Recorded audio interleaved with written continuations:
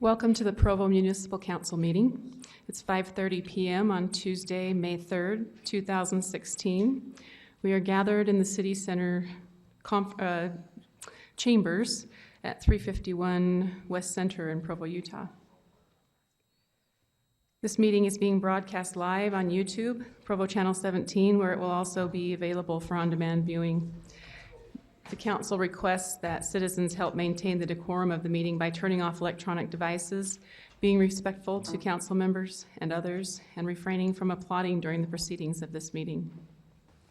We'll begin with the roll call. Mr. Parker? Wayne Parker. John Curtis. Dave Harding. Gary Winterton. George Stewart. Kim Santiago? Dave Sewell. Kay Van Buren. Dave Knacht. Brian Jones. Cliff Strachan. Thank you. The opening prayer and Pledge of Allegiance will be given by Beth Alligood, our neighborhood chair from the Lakeview North neighborhood.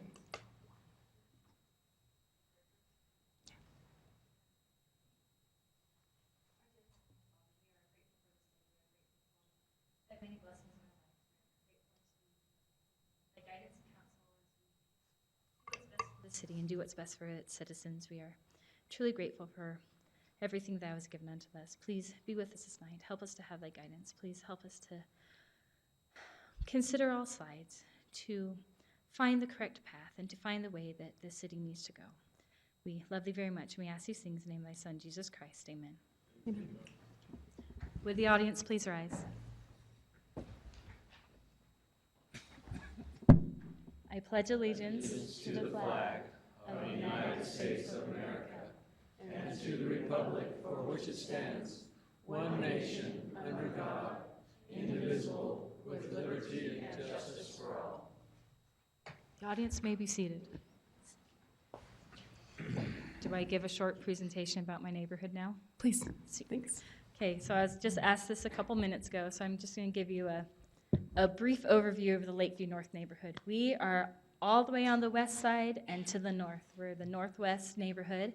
It is a growing neighborhood. It's one of the big growing areas of Provo right now. We have a lot of farmland out there still, but we also have a lot of neighborhoods. We have a diverse neighborhood out there. We have many townhomes in it, and we have many single-family homes. The population out there is very diverse, but they're very quiet. We don't get involved in politics a lot, but we love the city, and we love the city a lot.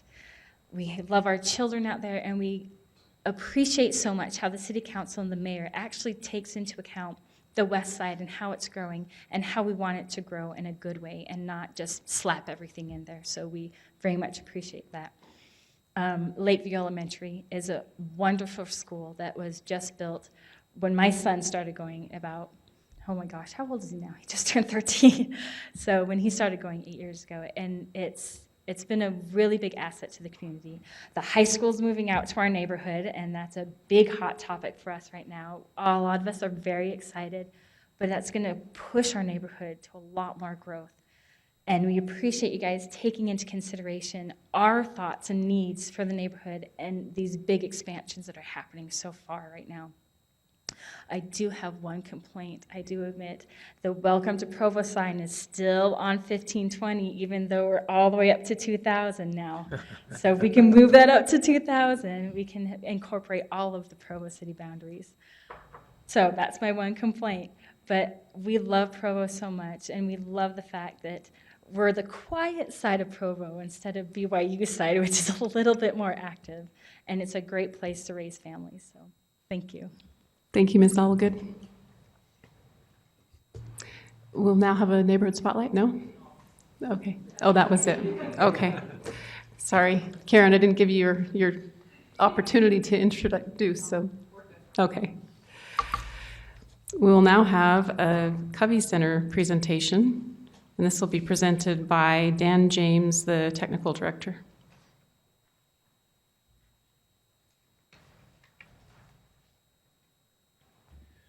Ladies and gentlemen of the council, the Covey Center would like to thank you once again for allowing us to present the art in front of the setting. Tonight we have a scene from our current production entitled The Foreigner, which runs to the 21st of this month. We also have with us Robin Booth, the director of The Foreigner, and a number of the cast with us to perform. And I'll turn it over to them really quick.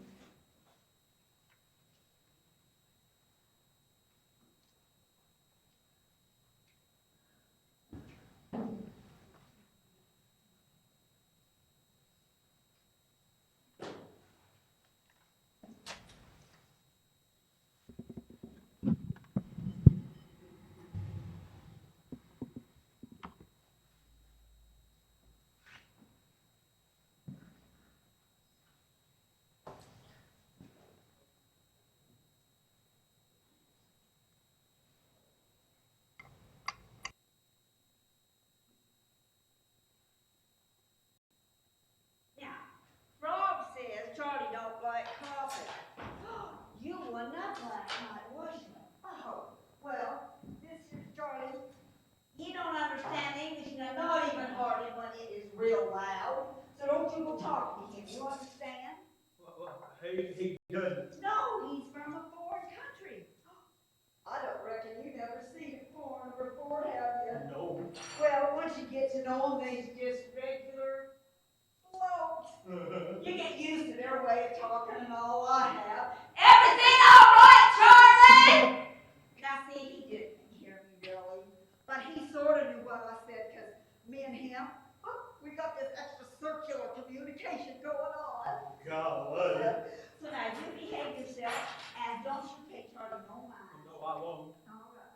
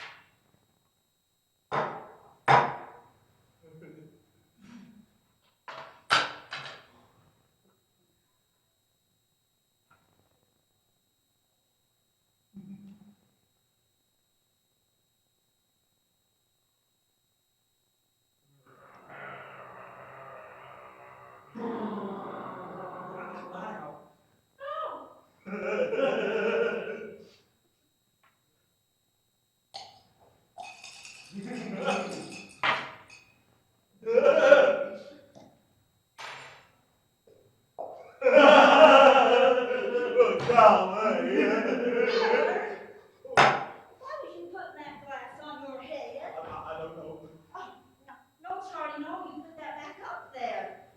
Why did you put that glass on your head? It was just something we was doing. No, now don't go telling me that. If Charlie wants to put a glass on his head, that's fine. No, Charlie, no, you put that back up there. That means that's what they do in his country at breakfast time. Evidently, they all put glasses on their heads. Don't let me catch you doing that. That looks like you're trying to make fun. Yes. Is that it? Was you trying to be funny? No. Right then. All right.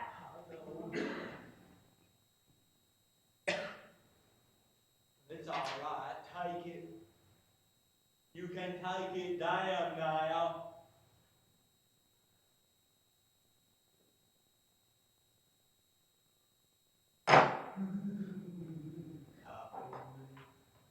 Why in the world?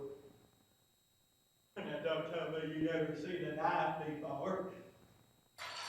Knife. That's a knife. Use it to cut things. Like ham. Well, if we had some ham here. Or bacon. Some. I just can't believe you never seen it. Or butter. If we had some butter here, you could use it to spread it on your. No, you don't really need it. No, you don't need it. Bad. Well, now that's your spoon. Use that to put sugar in your coffee. Well, if you had some sugar here, and you had some coffee, I don't really know why we got all these things. But now your fork. Oh man, I wish somebody else would help me with this, because I really don't know anything. But I think your fork could be the main thing you use, because you got your eggs that Betty's gonna bring, and your grits that she's gonna bring, and you eat them with your fork. You see?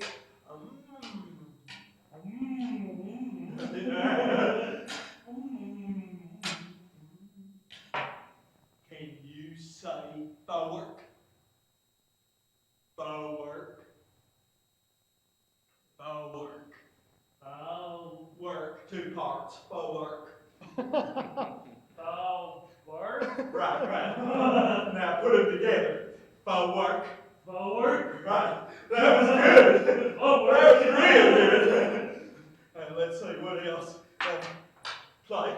Right. Right. Table.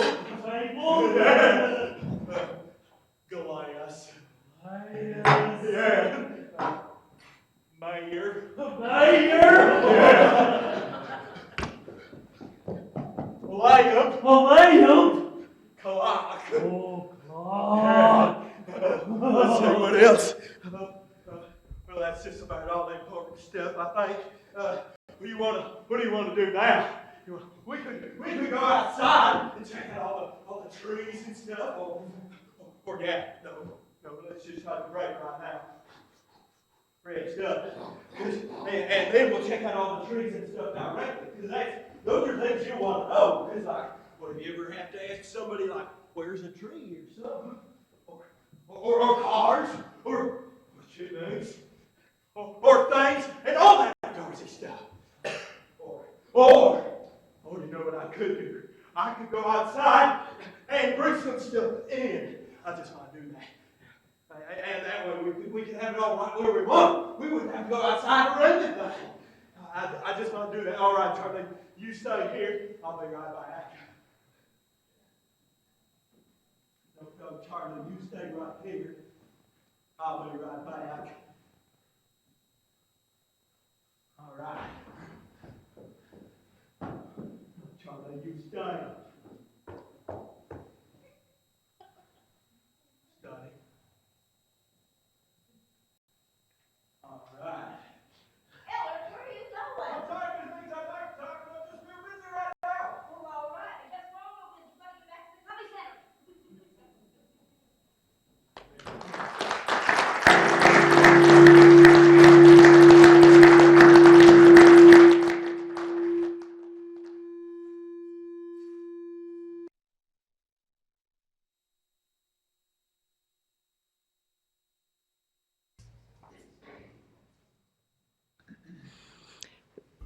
Thank you all for sharing that. It was fun. It's always the great part of our meetings, be entertained a little bit.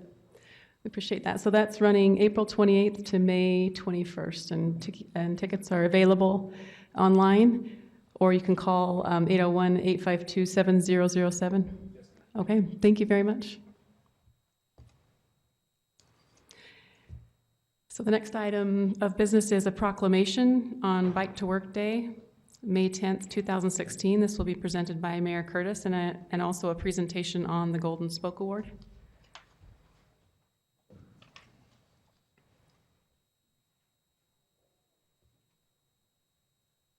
Members of the council, I'd like to... Is that on? Oh, there we go. Mayor, members of the council, I'd like to take just a minute to share this proclamation with you, but more importantly, give a big shout out to Aaron and the Bicycle Committee. Those of you that know just even a little bit about the Bicycle Committee know that it's an amazing committee, very active, close to one of the most active committees that we have in the city, and the most effective, just doing fabulous things all over. So let me just briefly read this proclamation, and then Aaron would like to make an award as well, and I hope that he would also take a minute to tell us about this year's Bike to Work Day, which is a little bit different than we've ever done before. So with that, I'd like to read this to you. Whereas biking to work reduces the number of automobile trips to and from work while promoting clean air, easing congestion, and improving everybody's quality of life, and I might add, reducing stress. Whereas bicycle commuting benefits both employees and employers through better employee health and fitness, reduced commuting, parking, and health care costs, lower employee absenteeism and turnover, and increased employee productivity. And whereas besides many walking and biking trails in Provo, the Provo River Parkway Trail has been proven to be an effective means for bicycling from Utah Lake to Vivian Park in Provo Canyon. And whereas Provo City has joined with the Provo Bicycle Committee and many local companies and organizations to promote and encourage commuters to use their bikes as transportation. Now therefore I, John R. Curtis, Mayor of the City of Provo, do hereby proclaim May 2016 as Provo City Bike Month, and encourage Provo City employees and residents to make an effort to ride their bikes to work and elsewhere as often as possible. I'd like to present this to Aaron and once again thank him for all the great work they do.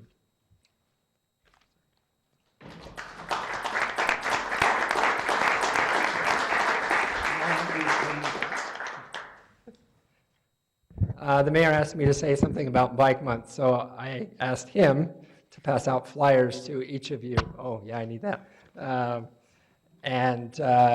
So all the events are listed on the flyer. And as Chair Santiago is aware, and hopefully some of you are aware, we're also trying to directly involve you in Bike Month by organizing a ride for the council and the members of TMAC and the Planning Commission and anyone else who would like to join within the city administration of Provo's existing bicycle infrastructure and our plans going forward. We're still working out the details of that. Per the Bike to Work Day, this year we're doing something different. We're trying to make it a much more effective event. Previously, it's always been at the county courthouse, and not everybody works downtown. We have people that work all over Provo.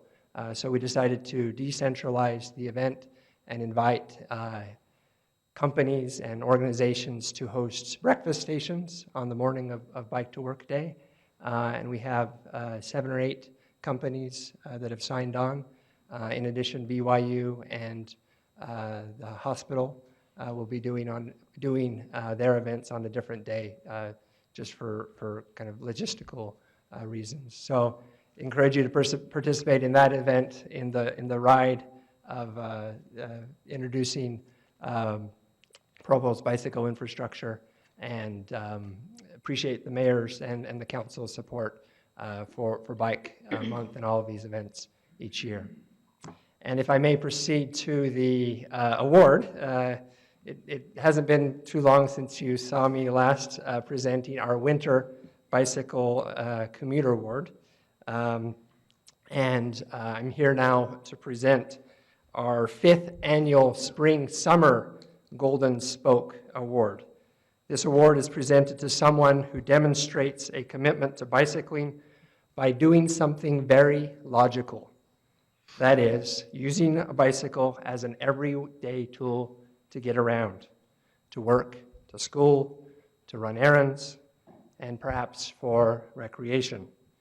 The award may also be presented to someone who has made a significant contribution to bicycling in Provo to help it become more of a safe, pleasant, and common sense way to get around. It is called the Golden Spoke Award because each bicyclist and each bicycle advocate is like a spoke in a wheel that helps to make Provo a more bicycle-friendly community and improves our collective quality of life, including for people who don't ever ride bicycles. We don't congest the streets, we don't foul the air when we ride bicycles, and we interact with other people more. And each of us can advocate for bikes and for more bicycle-friendly complete streets, bike lanes and trails, and most importantly, each of us can bike whenever and wherever.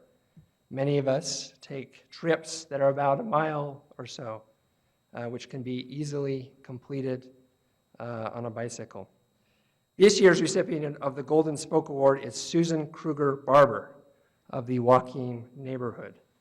And by extension, the members of the Complete the Street group from the Joaquin and Mazer neighborhoods that organized a fantastic street party last June as a way to help people reimagine 200 East as a neighborhood greenway, a public space. This is a public road. That means it's a public space that accommodates and is safe for people on foot and on bike, and not just for cars.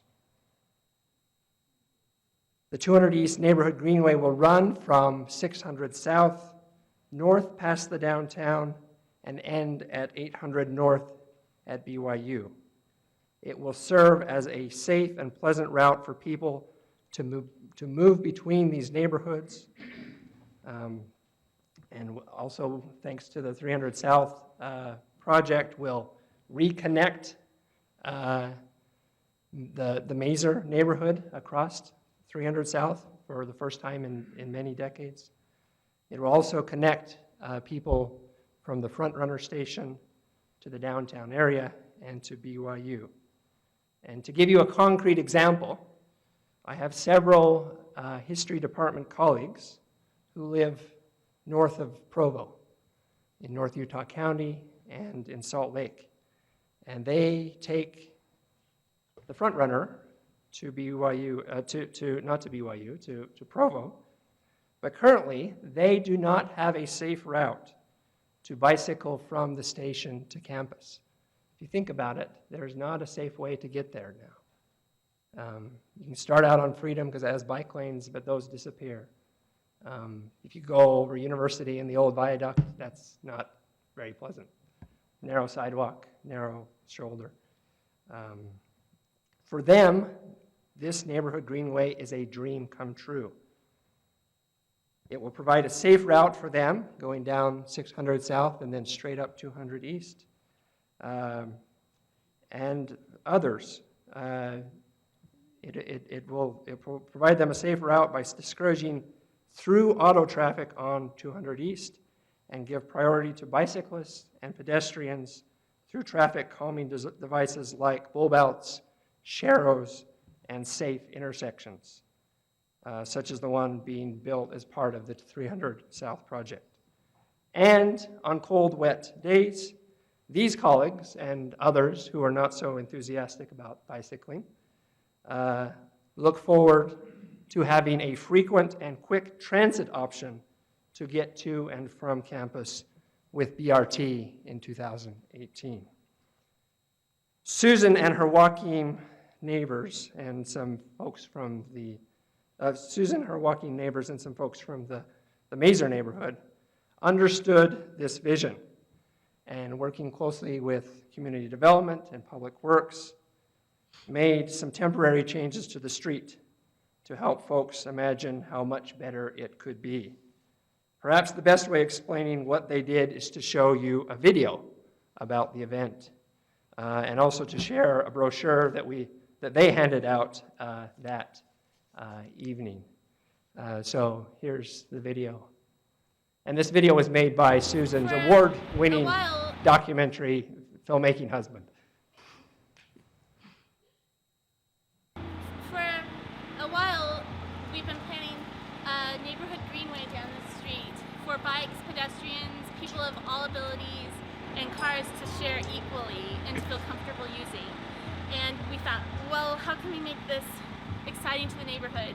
So we decided to take over some of the street to show a rough example of what a neighborhood greenway would be like.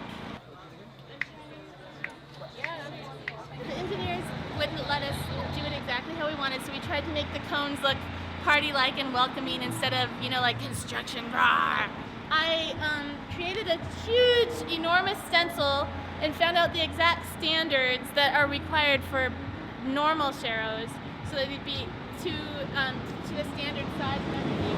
And then I cut it out in a shop bot, and then built a little brace and brought it over. And we, in the night, sprayed these sharrows because eventually this will be permanent. Our streets are 45 feet wide, which is enormous and like a highway size street. So we were trying to figure out ways to make, there's room to create a lot of things. So here's a right turn to slow the cars down. We sprayed that onto it and we cut it out with a shop bot as well. But it's not to standard, it's a little small. So the bikes go down the middle of the street and the cars go down the sides, and then they converge and share as it goes along.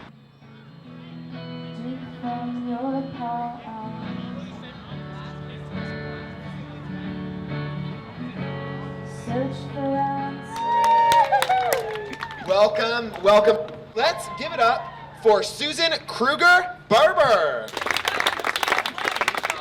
So a lot of people have worked really hard for this, and I'm so thankful for all the volunteers.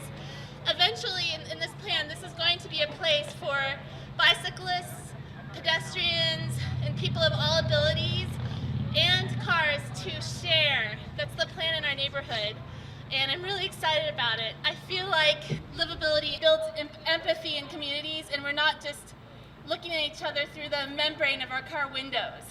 And I just really love our neighborhood, and I really appreciate everyone coming out. And I really appreciate this band that's playing. You guys are gonna love them. Thank you. Don't feel like a poet, more like a dancer, more like the music spreads within me like a cancer.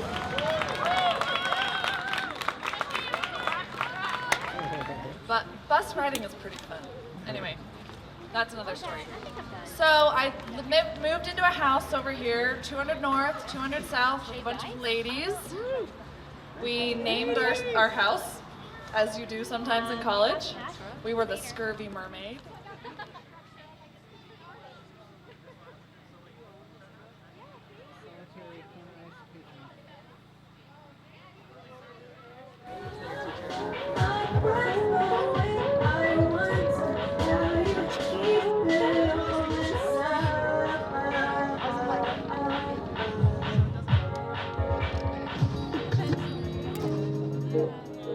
Mary, sir, such a one as men may not look upon without saying, Sir, reverence!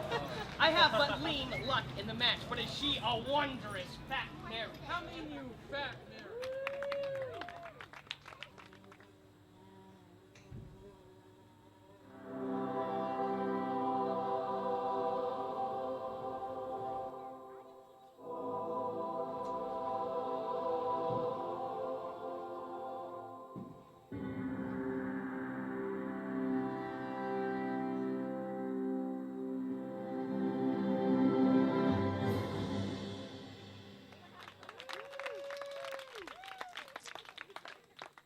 Isn't Susan's enthusiasm infectious?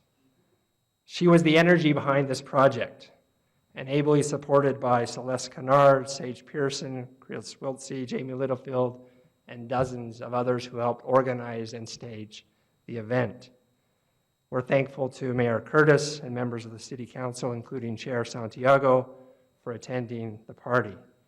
We are planning on staging another act of city-sanctioned tactical urbanism on 500 North from Joaquin to Dixon in conjunction with Bike to School Week in September.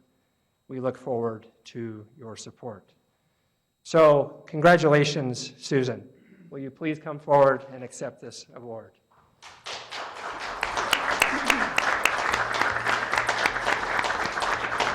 Also, I would like to extend a thanks to all those who helped out with this project. Most of them could not be here, but they deserve to be recognized. And finally, I'd like to express appreciation to Mad Dog Cyclery for sponsoring this award and providing a very generous gift certificate for Susan. And she can share it with her neighbors if she'd like. So many thanks to all.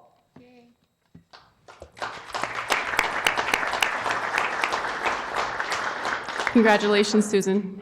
You do know how to throw a party, too. That was a fun day. And thank you, Mr. Scabland, for all that you do for our biking community, and I look forward to our ride-along happening soon, so thank you. The public comment segment of this meeting is an opportunity for any person in attendance to comment on matters that do not appear as a public hearing on the agenda. Items not scheduled for public hearing are item number 5. Items that are a public hearing are item number 4, 6, 7, 8, 9, 10, 11, and 12. Don't let that make you nervous. We'll try to be quick tonight. Please begin your comments by stating your name and city of residence. Should you not wish to speak, but instead to have your statement read aloud by the recorder, please provide her with a copy of that statement. The council and administration will not take any formal action on the matters that arise during public comment. Those with comments are invited to approach the podium.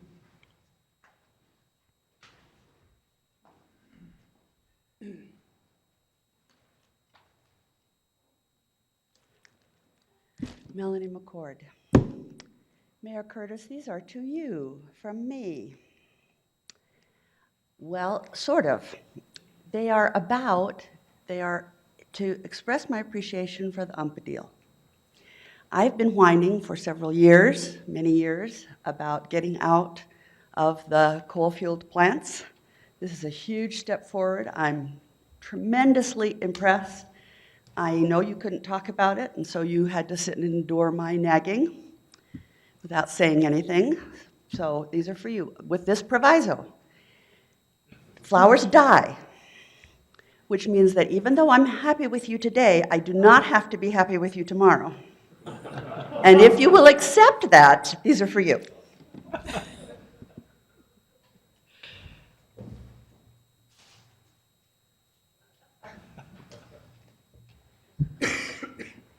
During your work session, you were talking about the jail property.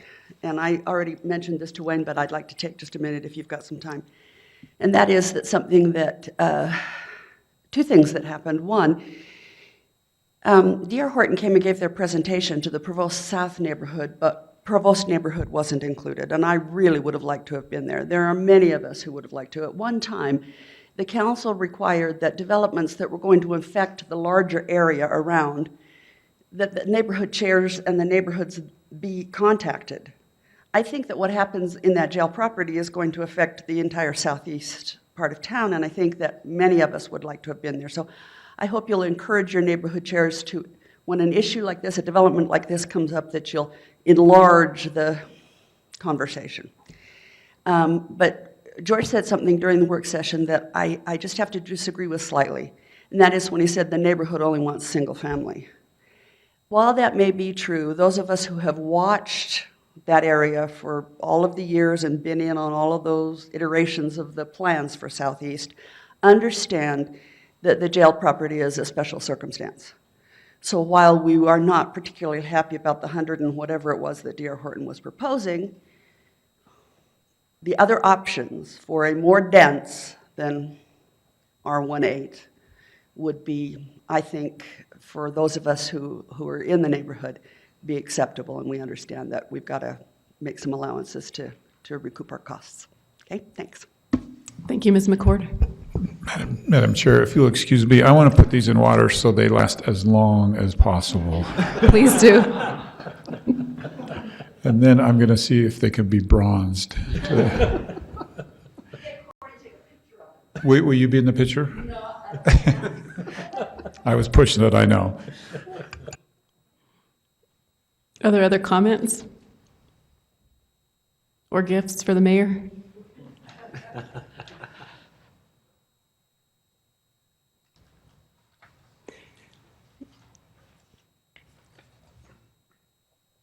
Seeing none, we'll move on to our first item of business, but we'll have to wait for the mayor to return from watering his flowers.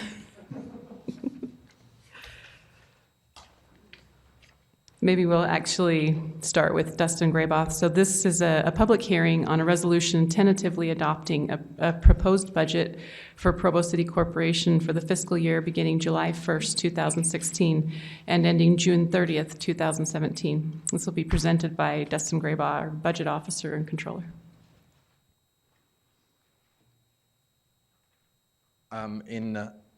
The mayor has asked that John Borgett will present some specifics about the 2017 fiscal year. So. Okay, Mr. Borgett. Yes, thanks, Chair Santiago. I'm pleased to submit our proposed budget for the City of Provo for the fiscal year beginning July 1st, 2016 and ending on June 30th, 2017. The total budgeted expenses for this budget is $200,614,858. This budget is a result of many hours and the contribution of both administration and help and insight from the council members, the public, employees, as well as the city leadership. Administration has worked hard to submit a responsible and sustainable budget. I would like to mention that Dustin Graboth, this is his first year as budget officer, and this has been a very tall task, and just want to recognize him for an outstanding job. He has stepped up to the plate and has just really done phenomenal work. We have met with the municipal council earlier, and They had talked about some changes that they would like to see in the upcoming budget document, and I want to just talk about those briefly. The first thing that was requested is that we include the council priorities, and they have been included right after the mayor's letter. We were also asked to provide a full-time equivalent summary that compares the full-time equivalents with the actual full-time employed. The request had been for April 1st, but we've actually got it for April 11th because that was the end of a pay period. And so we use that time frame, and that comparison is in the budget document. We were also asked to list our expenses rather than by general categories like payroll and operating expenses and chargebacks, to do it by project and function, and then group them by department. We've done that, and we feel like this is a good step. It will take some time to get it to where the council and administration would like, but with our existing chart of accounts, we think this is a big leap forward. We've also made a change in the past have shown adjusted budget, which what the adjusted budget included was any appropriations during the year as well as carryovers. And one of the challenges that made is it made it difficult to compare this year's budget with the prior budget. And so in this year's budget, we show the prior budget as well as the adjusted budget and then the new budget. And we think that provides some good comparison information and will add value. We were also asked, and we're showing in each of the departments revenues as well as expenses, including the general fund, so that the council has an opportunity to see what the revenues that come in by department as well as expenses. We've also asked the departments, and we've had, not all, but we've had some, and it's a work in progress, but we're showing some performance measures, and we think that we're making some progress there. On page 63, in the police, they have a real good example of some performance measures they've showed there. I would mention that the budget book, we submitted it just briefly before the start of the council meeting to the council. It's also out on the website right now, and it's under the finance department, and under reports, and then the budget, and you'll see the 2016-17 budget. We're also prepared for those that would like. We have here tonight a hard copy of the budget book. We actually have two others that we can have ready if the council would like. And then we also have a detailed budget so that it lists everything out by account, so that if you wanted to be able to see detail, and we'll have that available to the council both electronically and in hard copy if you'd like. I want to just talk briefly about some major components of the budget. I would just mention the 2017 budget supports our ongoing goal of continued fiscal health with a sustainable budget. Monies are invested in capital improvements, vehicle replacement, and employees. Provo City employees are among the greatest and most critical assets of the city, and by investing in them, we are better able to recruit, develop, and retain top employees.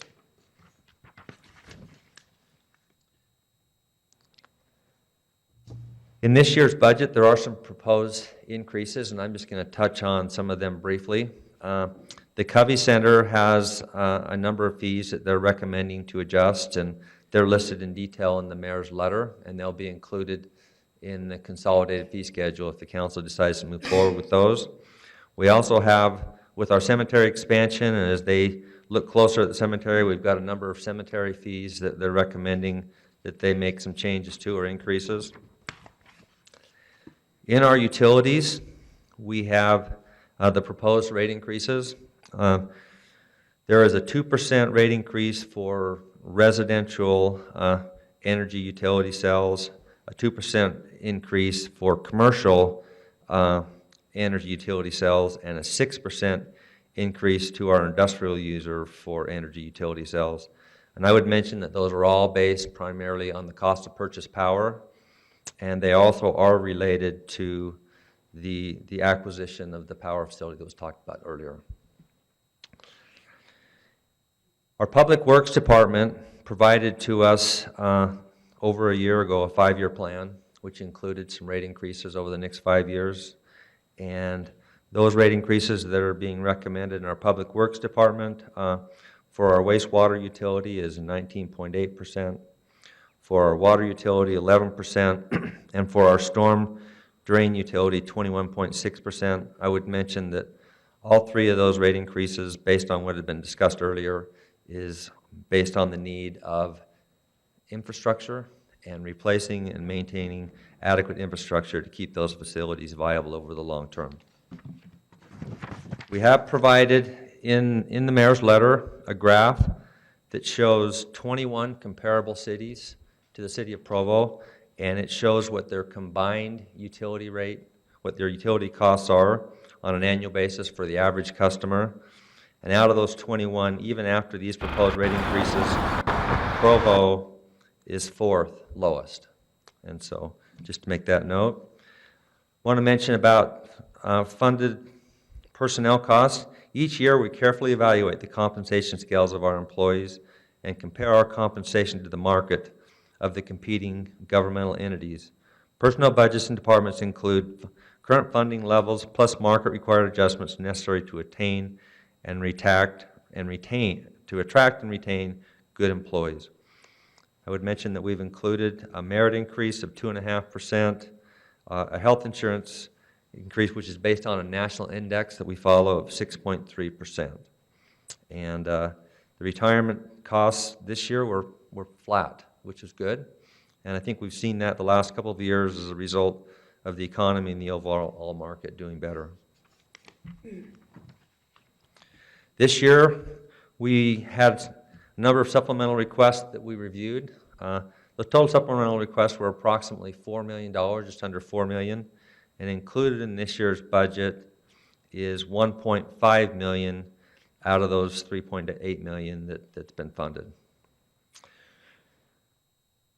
We currently are recommending 5 new positions as part of the budget, recommending 3 police dispatchers, which is a really high need based on our police department and their needs to maintain the dispatch center, 2 zoning officers, and 1 new cemetery position, which is being filled to help support the new expansion area that will be opening in the fall of this year.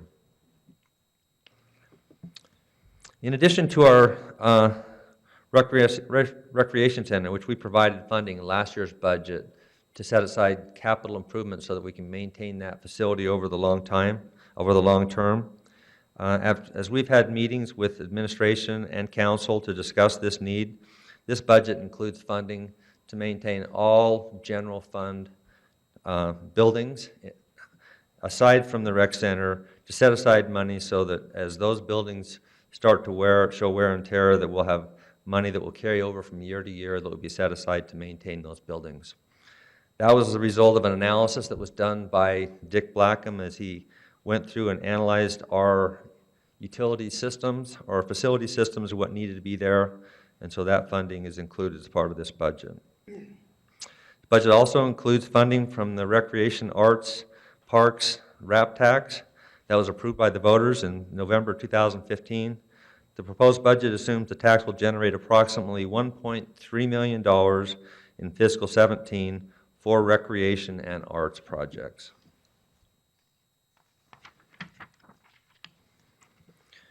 We welcome and encourage your careful review of the recommended budget.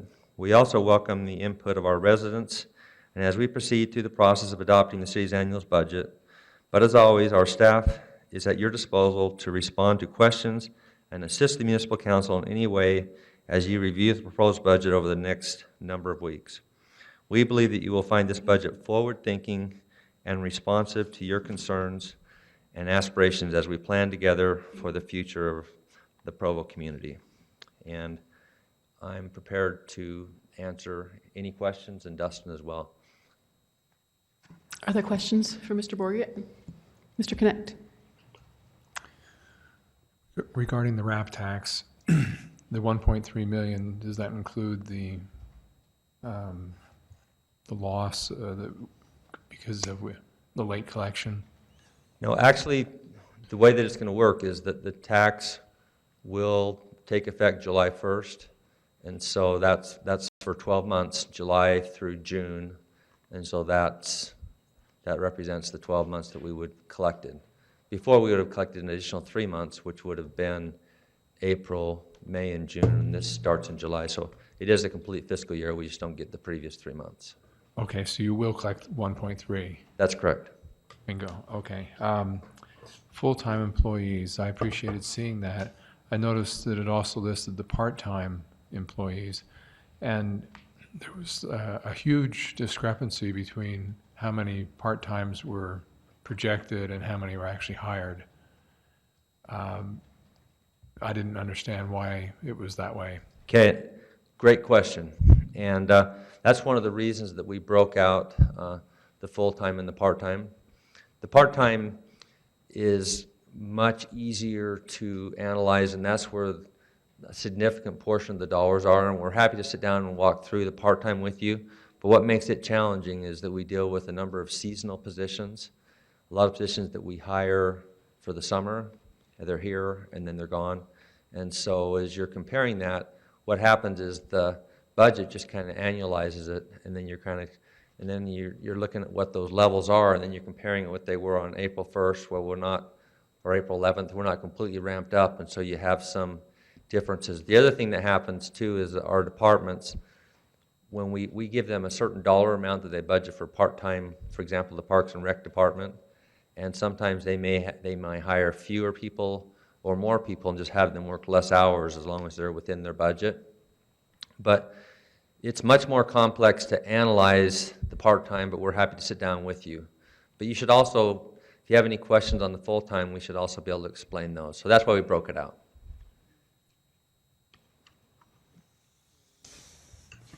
Are there other questions or comments? Mr. Harding? I just want to make sure I understood that. So part of this budget is including money earmarked for all of our buildings for the long-term maintenance and renovation that basically we'll be paying as we go to keep our buildings functioning and sustainable. Is that what you... Yes. I didn't say that very well, but... No, what happened is we had Dick Blackham, our facilities manager, go through and look at all the facilities systems in all of our general fund buildings that are not, in addition to the rec center. And then we had him determine what he estimated the useful life was for each of those systems. And that useful life, then we took the cost and divided it by the useful life. And that's the amount that we've set aside. That amounts $395,000. So what we're planning on doing is we're going to put that $395,000 aside, and then during this upcoming year, if we have systems that break down or we have something that happens, then we are going to have the ability to use those funds. But if we have a good year and things don't break down, the plan would be is that next year we would also put away $395,000. And that money may accumulate over time, but then if we have a major breakdown or some major issue, then we've got the funding set aside to replace those systems. So that's what's been planned on. Thank you for that. I think that's something that the council had discussed with the administration about, and to hear that is already in our current budget, or in the proposed budget now, and you still were able to balance the budget and everything else. I'm thrilled that we were able to make that step, and that was my my other part of my comment is performance metrics, moving over towards a more program-based budget and reporting. And let me just commend your office and the work that the administration, all of our employees have done. I'm thrilled at the large steps forward that we have made, and I really appreciate the teamwork and the coordination, the willingness to work with the council to move towards this type of budgeting. I really appreciate it, and I think you guys have done a spectacular job since we've been discussing this. No flowers? Well, thank you, Councilman Harding. Our commitment is to, we feel like we've made progress, we feel like this is a work in progress, and we want to work together on it. And so Dustin and I, as we look at it, we think this is going to provide better information, and we're excited to cooperate. Thank you. Let me add to what Councilman Harding said. As a member of the Budget Committee, I'm ecstatic that you've been able to do what you've been able to do in such a short time. So Dustin, thank you. Thank you, John. Thank you, Mayor. Mr. Sewell? I just had a question about the FTEs. I think you mentioned that there were going to be an increase of 5, was that right? Yes. And 3 of them were for police dispatchers? That's correct. I was just curious if... I think it's actually 6. Oh, 6 total, and 3 of the 6 were? Dispatchers, yes. So is that because we lost some people, or has the workload increased, or it just seems like a big percentage increase in one department. I was just curious for the reason. Well, I'll share a couple things, and the mayor may be able to step in here too, and I think you'll have an opportunity to hear from Chief King in the upcoming weeks. But when we reviewed their supplemental requests, it was at the very, very top of the list. And I think when they looked at our staffing, they looked at the call volume, and they looked at the stress and what's happening with our dispatch office. There was a strong feeling that we were seriously undermanned, and based on call volume and a number of issues, and they just felt like this was a very, very important need. Would you add to that? John said it well. I would say that it was so important to them. You know, we've been on this tack of adding police officers, and we're trying to add an officer or 2 or 3 per year, that they actually put this above an additional officer. And it was because, as John mentioned, and this is not dissimilar to all our departments. They function in this: you've got to do more with less. You've got to do more with less, and finally build up in this department to say we can't. And the stress that was causing in an already stressful environment, we just felt like needed the remedy now. Thank you. There was an important part of my message I was supposed to deliver that I missed, and so I'm going to share it right now because I want to make sure that we're fully transparent and you understand what the administration is delivering to the council. But as I was going through this, sometimes you get nervous and you miss things, so I apologize. But as a proposal, as part of the annual budget, we are recommending a property tax increase of 3%. This simulates somewhat of inflation, but the intent and the purpose for the property rate increase is to help deal with the fact that property rate increases stay stable based on as the property value is up, the rate goes down, and so you don't have an inflation adjustment factor. But also the intent was to fund the new dispatchers and also some fire equipment that's part of the supplemental request. And so I just wanted to make sure that you were aware that that was part of our recommendation. I apologize that I missed that when I went through the report earlier. And last year it was a 2% increase with a similar result. Mm-hmm. And so 3% this year was why 3 as opposed to 2 recommendation from last year? It was primarily just it was needed to fund the dispatchers, and so and the fire equipment that we're recommending. So felt like it was still relatively close to last year, but it is slightly more.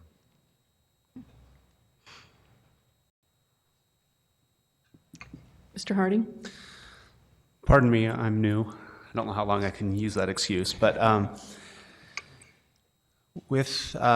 don't know if this would come out in a truth in taxation, but I do think it's important to note that a 3% property tax increase does not necessarily equate to residents spending 3% more on their property tax bill, in part because our portion of the property tax, there's only a portion of property tax goes to the city. But then second, as you talked about, as property values increase, that the state requires that the rate decrease automatically, and then if we don't want it to automatically go down, then we have to proactively propose an increase. And so what would be helpful, and I don't know if you have that now, but given a median $200,000 home, what did they pay last year, and what would be projected for them to pay this year, and is that, you know, the 3%, or is it that would be useful information to know, maybe not now, but I think we definitely want to communicate that to the public as well. We can do that, and that is very true. When you look at your total property tax bill, it includes multiple agencies, the city, the school district, the water district, the county. But even of the city's portion, it's actually broken up into 3 different components. One would be the general fund, one would be our debt service for our rec center bonds, and then the other is for the operations for our library. And so about 1/3 of the city portion is the general fund, and so we'll provide that for you, and it is a very small amount when you consider those components. The other thing I would mention, there's actually a graph that's in the budget document that shows, but our general fund rate, which is the general fund portion of the city's rate, is the lowest among all the other comparable entities that we compare against. Page 37. So that's a good thing to see as well. But yeah, we'll bring that out, and that's a really good point. So I might mention too, last year when we had what we call the cost of living adjustment to that, property tax actually went down in the city of Provo because we dropped off the road bond off of that. Question. Mr. Connect? So I'm just remembering, sometimes maybe it's a little foggy in my mind, but from my memory of what I paid in property tax last year, I think what you're saying here for a 3% is going to amount to less than $10 on my house. Yeah, I would think so. I would want to check that for sure, but it's pretty small. I would think significantly less than that, but we can provide that.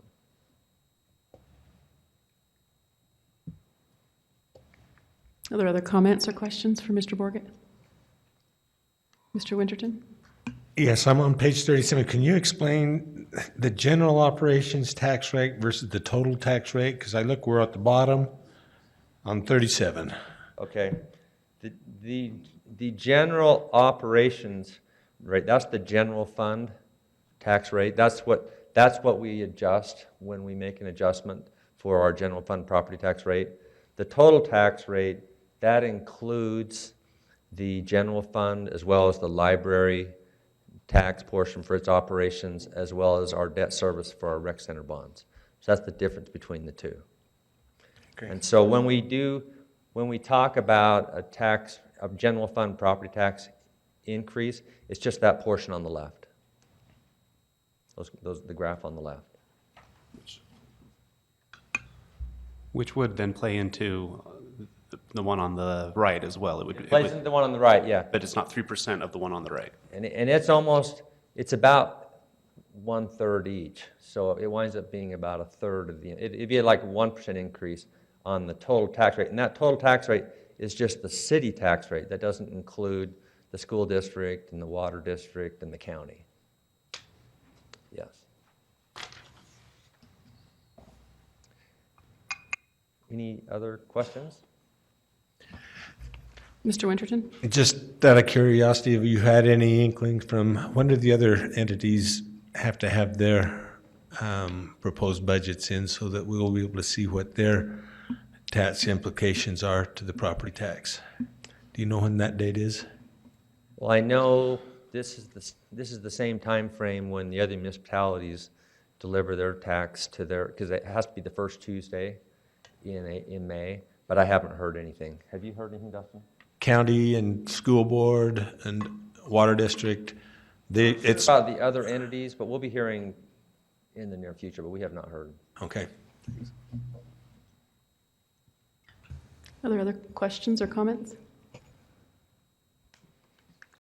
Okay, thank you. Madam Chair. I'd just like to say that I'm anxious to look and see the budget. I appreciate we're seeing this for the first time, so I'm trying to scroll through quickly, but just having heard your explanation of what's in there, I too want to add my appreciation to you and your department and Dustin and the mayor for addressing what appears to be many of the council requests. already, so I'm anxious to look through that. When we talk about tax increases and we compare ourselves to other cities, I think it's important to remember too the median income of Provo citizens versus median income of other cities. I think that'll be important to look at in the future as well. But thank you, I appreciate. Here, we can get you more copies. You let us know how many you want. I have the electronic copy here on my iPad, I know but George's gonna want one, but if anybody else wants one. that will be helpful. Yeah, thank you. Madam Chair. Yes, please. I think this is almost an annual tradition where we take a minute to thank this team that puts this together. Probably nobody misses Denise Roy more than Dustin.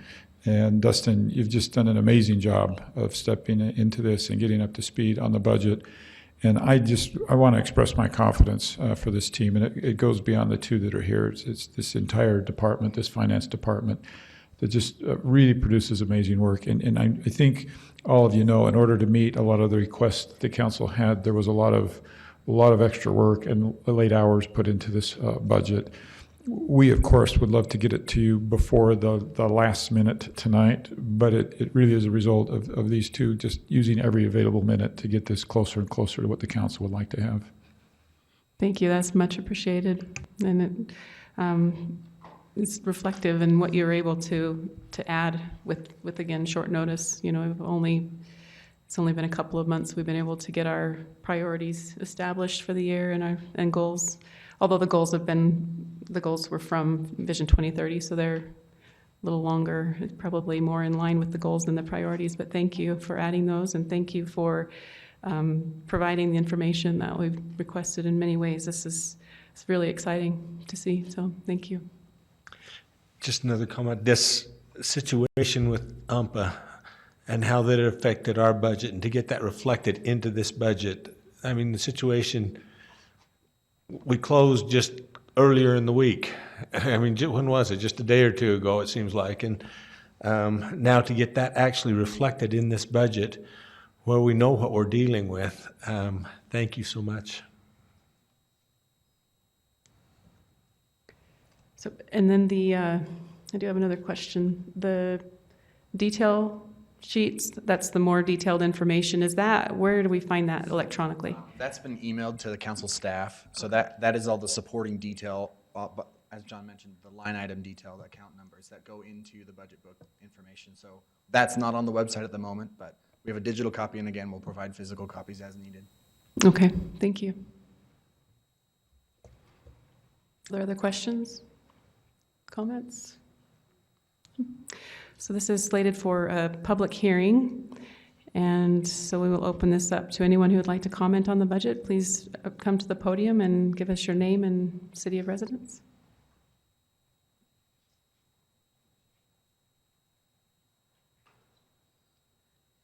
Last year I was horrified, Melanie McCord. Last year I was horrified when the budget passed without any public comment.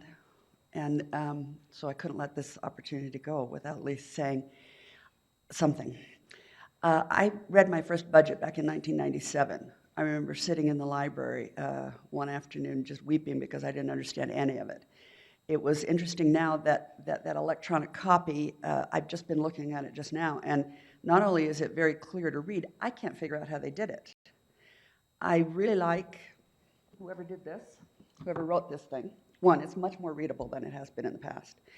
The highlights of each department of what it includes, so that if you go through that, you can just see what's included in this year's budget that's different than otherwise, which is the highlights, and that's great for me. There are some things that I wish that we wouldn't fund. I won't tell you about those now. I'll write you a letter about it. The Miss Provo pageant could go away for all I'm concerned. But all in all, I can't figure out how they did it. I cannot figure out how we managed to maintain a 3% debt load, how we managed to do all of those capital improvements and put those in a budget. I mean, you look at that, just the sheet that just gives the summary sheet at the beginning. How did they do that? How did you do it? I'm really impressed, because I cannot figure out how you managed and figured out how to pay for everything that we're buying. And if you actually succeed in doing it, I'll bring you more flowers. Thank you. Ms. McCord, are there other comments? Seeing none, we'll close the public comment portion of this item and bring it back to the council for discussion or for a motion. And I guess we should clarify that this motion, and maybe Mr. Jones, do you want to explain what this is and what it isn't? Sure. Under state code, the mayor, or well, the budget officer actually is required to present a tentative budget to the council on the first regularly scheduled council meeting in May.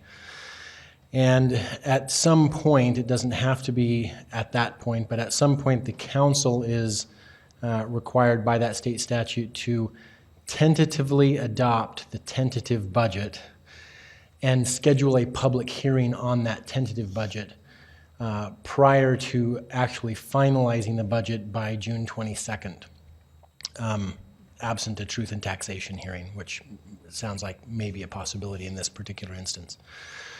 So at this point, the motion, I think there's a couple of options for the council. One would be a motion to go ahead and tentatively adopt the budget.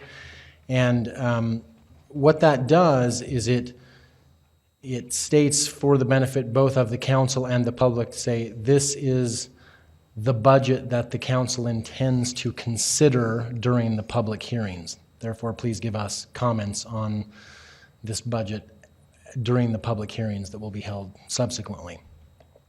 The other option, at least for tonight, is that if the council wanted to consider potential changes to the tentative budget before even submitting it to the public by making it available in the city recorder's office and announcing the public hearing, then that could happen, or the item could be continued in order for that to happen at a later date. Timing-wise, the tentative adoption has to take place in sufficient time for there to be 10 days prior to the actual adoption of the final budget by June 22nd. So, as I explained to some of the council members earlier in the week by email, without scheduling a special meeting, that means the tentative budget has to be tentatively adopted by the first meeting in June.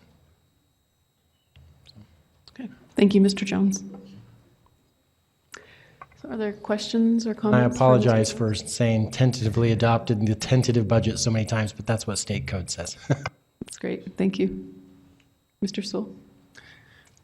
So first of all, I'd like to express my appreciation also to the Budget Department. We have a remarkable finance division, and appreciate the extra effort to accommodate some of those requests from the council. I'm sure that generated some significant extra hours on your part. Appreciate the mayor and the administration for the great job that they've done in running a lean ship and producing a good budget. I understand our budgets have won some awards and are kind of an example for other cities to follow. Traditionally, at least since I've been here, at this meeting, we would vote to adopt the tentative budget at this point. And I always thought that was a little curious because we really hadn't seen it much. I hadn't seen it all until the meeting started tonight. And so about a week ago, I was pondering that. Why is it that we vote to even tentatively adopt a budget that we haven't seen?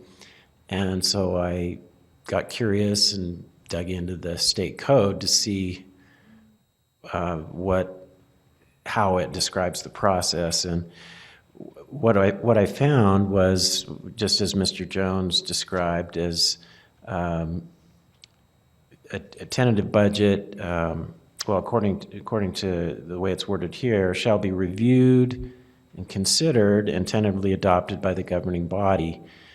And to me, that implies that think about it and at least consider if we are confident that this is the budget that we want to bring to the public hearing. And it's mentioned in here that the council could make changes even before that point. So the adoption is a two-step process. There's this tentative adoption that we're talking about tonight, and then of course the final adoption doesn't need to happen for several more weeks by June 22nd or even later if there's a truth in taxation hearing involved. So the more I thought about that, I personally would feel a lot more comfortable if I actually had a chance to review the budget beyond just trying to absorb what I could hear in a half an hour today. And I would appreciate it if our council staff had a chance to look at it too and just do their normal excellent analysis that they do and comparing it with city goals and priorities and that sort of thing. So for me personally, I haven't asked any of my colleagues how they feel about this, but I kind of feel like I have two options here. My preference would be to actually make a motion to continue this and have the vote in 2 weeks so we could have that time to actually look at it. But if my colleagues would prefer to go ahead and have the vote tonight on the tentative adoption, I feel like I would want to abstain. Not voting yes simply because I don't feel like I've had the opportunity it talks about here to review and consider it yet. But I don't want to vote no either because I don't want to send any kind of a signal at all that I have any negative predisposition toward the budget or our wonderful finance people or the administration or anything like that. So those are kind of my two options at this point. Mr. Connect? So what you were saying from state code says that we should review and consider before we even adopt the budget tentatively. Well, this is in section 10.6.3. We have the option to do that. It says each tentative budget shall be reviewed, considered, and tentatively adopted by the governing body in any regular meeting or special meeting called for the purpose, and may be amended or revised in such manner as is considered advisable prior to public hearings. So we can approve it tonight if we want, or we could take that time to review and consider it before the tentative adoption. That's my understanding. Just the wording seems to imply that we should review and consider it before we do anything. So I would also feel better to continue this item. Mr. Harding? I appreciate Mr. Sewell digging into this. I kind of had a similar thought when I first read over the item, and appreciate Mr. Jones's analysis on this. And the way I read it, I mean, we could consider what we're doing now as reviewing and considering before tentatively adopting, but I definitely would prefer to vote on it in 2 weeks. Mr. Winterton? When I want to get this to the public as soon as they can so that they can give the input. And do we have to tentatively adopt it before it can go out to the public? I would just as soon get that done. It's already on our website. It's on the website. Yeah, it can be posted at any time, and so I don't think that's necessarily an issue.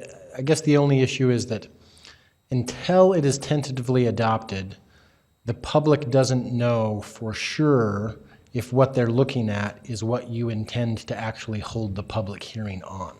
Does that make sense? So as soon as you tentatively adopt it, then the public now knows, okay, this is actually what the public hearing is about. The word tentative to me doesn't, I mean, it's so, I don't care when we adopt it. I mean, it just seems to me tentative is, I'm going to accept it. I can still make any change I want to it at this point, even though it is because it is tentative. I'm not afraid of adopting it today because I know I can change it at any time. And I guess I would just say, we had some discussion about this earlier. I think either of those are valid positions. I would say, an example I gave earlier to someone else that was asking about this is, if the council knew that there were changes the council already was predisposed to make, then it makes some sense to put those in before tentatively adopting it, so that the public actually knows that those changes are what the public what public input is being sought about at the public hearing. But again, I think it's just a matter of personal preference about how you feel about the questions that are being discussed. Are there other comments? I prefer to look through it myself. I'd like to know what we're tentatively adopting. I'd love to have that opportunity, and it doesn't put us behind to do it in 2 weeks. So I prefer to have that 2 weeks to look at it as well.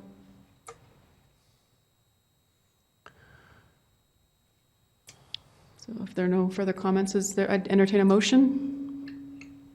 Mr. Stewart?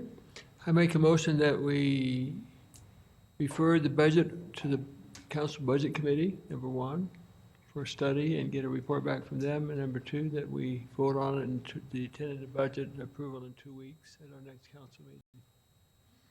Okay, there's a motion. Is there a second? Mr. Sewell? Thank you. Any discussion on the motion? All in favor? So those in favor are Mr. Harding, Mr. Winterton, Mr. Stewart, Ms. Santiago, Mr. Sewell, and Mr. Connect. And those opposed? Mr. Van Buren? So the motion carries.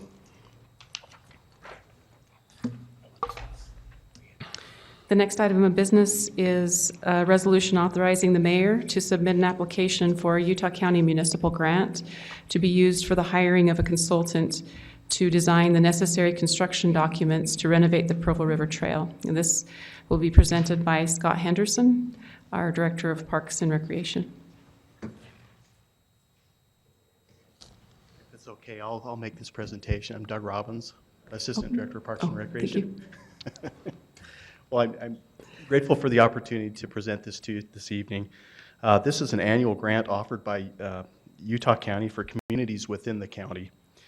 Funding from this grant comes from the restaurant tax that's assessed throughout the year, and funds are distributed based on population size within the county. So Provo's allocation from the county this year is $62,005.12.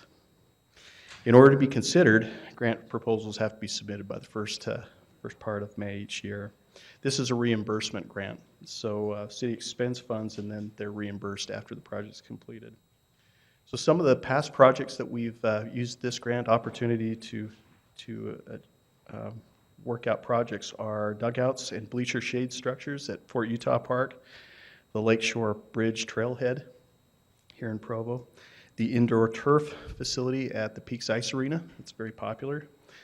Paying off some of the Covey Center construction balance back in the day. New fencing at softball fields throughout the city, the Pioneer Village and Museum parking lot that you see at North Park, and the stairwell going up the hillside at Lions Park. So our proposal this year is to utilize the funds to design and do the engineering work for some enhancements along the Provo River Trail. Of course, the Provo River Trail is consistently rated as one of the top valued recreation facilities in town. Estimates in different areas along the Provo River Trail are that we have visitation of between 300,000 and 500,000 individual visits in different areas along that pathway. So it's highly used, and the need for capital replacement has been clearly identified as a high priority for our community through community surveys, our Parks and Recreation Master Plan, and other guiding documents. So some of the existing sections of the trail, as you can see from these photographs right now, the last time these sections were paved were back in between 1996 and 98.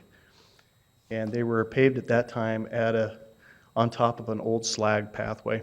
And Most of the trail sections were paved to about 6 feet, 5.5 feet, and the edges of those trail sections have started to erode. Many of those trail sections right now are only 4.5 feet wide. Some other sections along the Provo River and the Moon River section are starting to erode into the riverbank, and those need to be regraded and reconstructed to a surface that can handle today's traffic and usage rates. Trail crossings are another major issue for the trail that we have. When these were put in, they were really just to try to get people across these roads and these bridges, but they no longer really meet the need for our current demand. This trail crossing right there is about 4.5 feet wide. We also have some areas with blind corners that wouldn't meet any safety code for trail construction at this point. So it's really time for us. We feel that we can do much better than this, and considering how much use we have of the trail these days, we really need to take that step. We'd like to really work with the partners that we've worked with in the past. A great example is working with UDOT on the I-Corps project when we expanded the trail tunnel underneath I-15 to close to 20 feet. Added some ambient lighting, some natural lighting, and then some artificial lighting to make that pathway very, very safe. And in addition, new trail standards that they're using in other communities throughout the county, like this one here in Lehigh, add safety and security to the trail. So our main objective is to take our Provo River Trail to an enhanced standard, one that's much more closely similar to the Murdoch Canal Trail that's recently been completed from the mouth of Provo Canyon to Lehigh. There are sections of this trail that are 14 feet wide. It's very comfortable. Trail crossings are safe. It's well lit, and that's really what we would like to do. So we would plan to utilize these funds to commence design and utilize other capital funding as it becomes available through RAP funding and others to complete design and be ready for construction on some of these trail sections sometime in 2017. We feel like we've got a great track record with the North University Greenway. We feel like we did that one right, and we'd like to expand that same quality element along the Provo River Trail through the city. So staff recommends your consideration of this proposal, and that we recommend that this item be approved by municipal council so that we can submit it to the Utah County Commission. Are there any questions?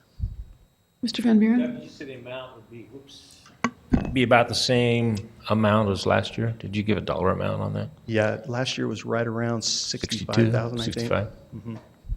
Okay. So it's pretty consistent. Yeah. Are there other questions for Mr. Robbins? No, thank you. Thanks. So any discussion or a motion? I move that we authorize the mayor to submit an application for a Utah County Municipal Recreation Grant to be used for the hiring of a consultant to design the necessary construction documents to renovate the Provo River Trail. Thank you. Is there a second? Mr. Connect? Thank you. All in favor? The voting is unanimous in the affirmative. Thank you. We will now call for a motion to recess as the municipal council and reconvene as the redevelopment agency of Provo.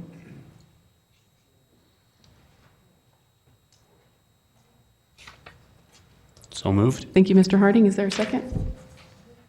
Thank you, Mr. Sewell. All in favor? Thank you. The voting is unanimous in the affirmative. This is a public hearing on a resolution of the governing board of the redevelopment agency of Provo City Corporation authorizing the appropriation of $154,950.37 from unencumbered reserves in Fund 279 for the payment of costs incurred by Cowboy Partners for the remediation of property once owned by the redevelopment agency. Presented by David Walters.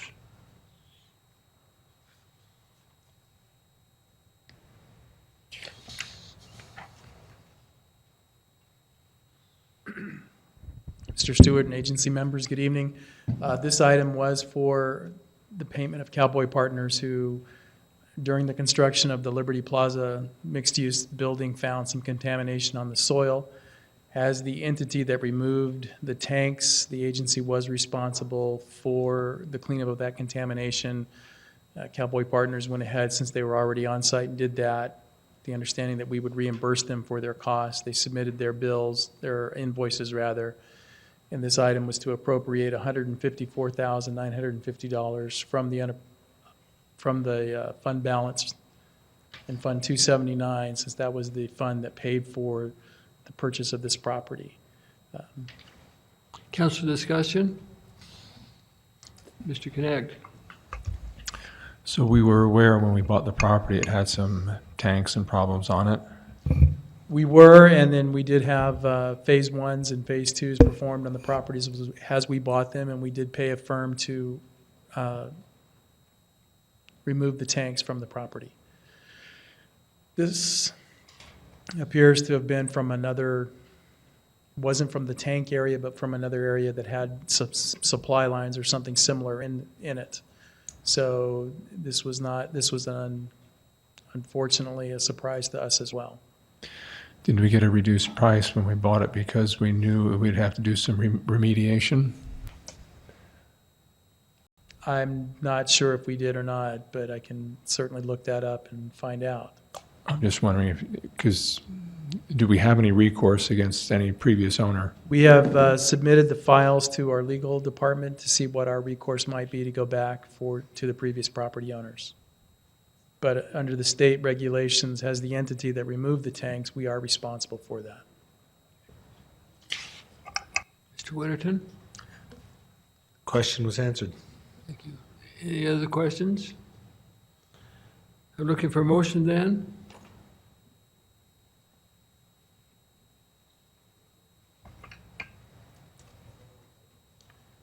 So you need, this is a public hearing too. I think this is, No public hearing, I think, required on this.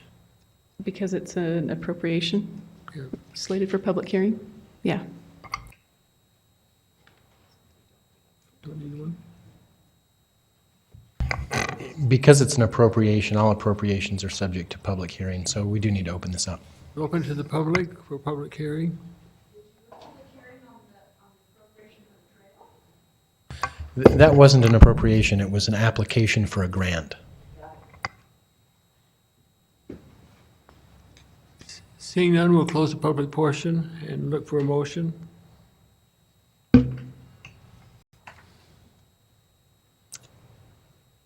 Yes. So move to approve the resolution as written. Is there a second? Mr. Winterton, a second. All in favor? 7-0.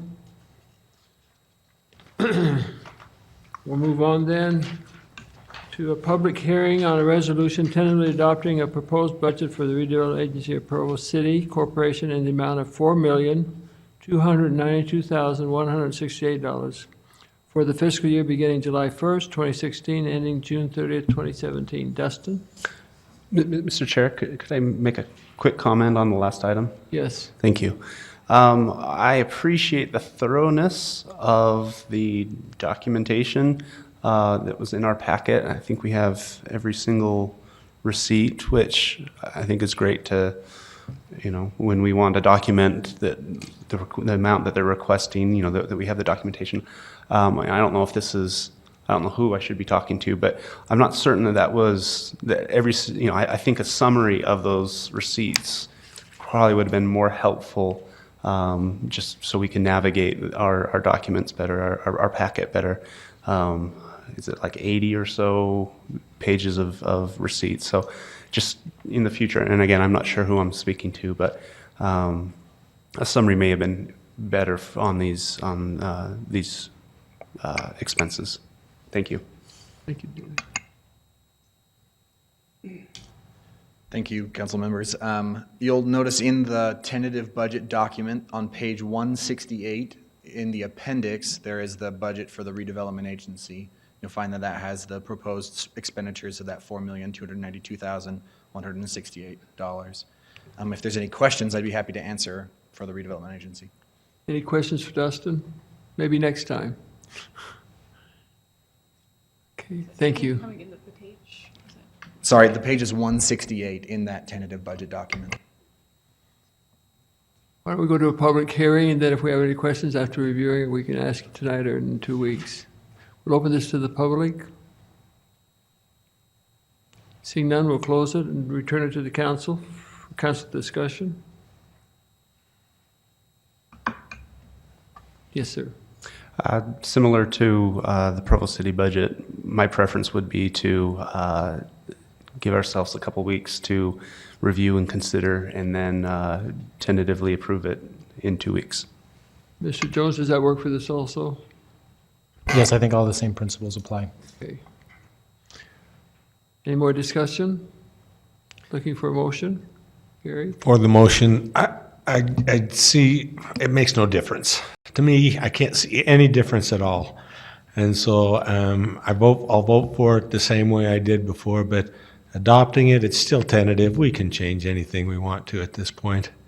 So personally, I don't mind adopting it now or 2 weeks, just so long as the public can go out and get in it and start to play with it, give us their feedback.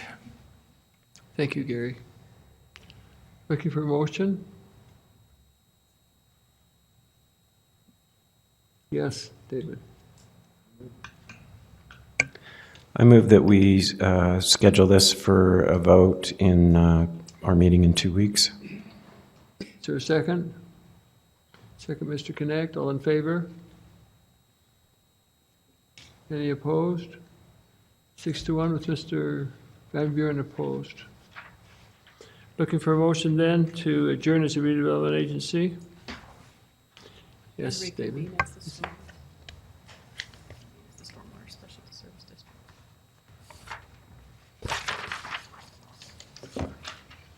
Because we're moving not back to the council, but Stormwater Special Service District. Is that your motion? Is that okay? I move that we also reconvene, yes. Okay. Is there a second? Second by Mr. Connect. All in favor?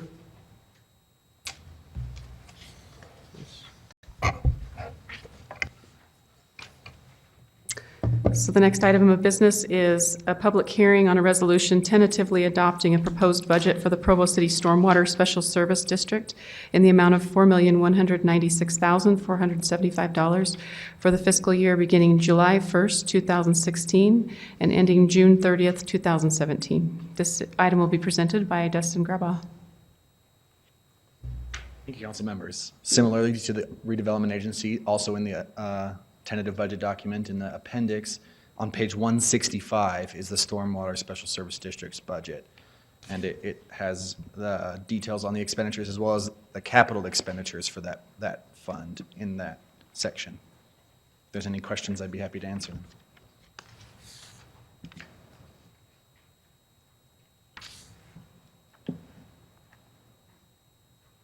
And the increase in expenditures, is that with the new infrastructure that's going in on Grandview and some of those? Yeah, there are a number of projects that are related to the rate increases planned to help cover infrastructure upgrades and maintenance. All right, thank you. Are there questions for Mr. Grabaugh? All right. Oh, Mr. Sewell?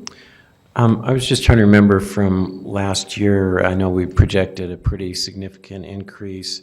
Is this different than what was projected? The rate increase? The rate increase, yeah. The rate increase included in the budget document is the same as that was proposed last year. Last year. As the second year of that 5 years. As the second year, okay, thank you.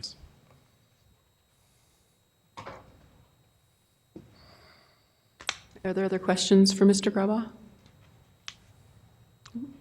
Thank you. So we'll bring it back to the council for discussion or for a motion.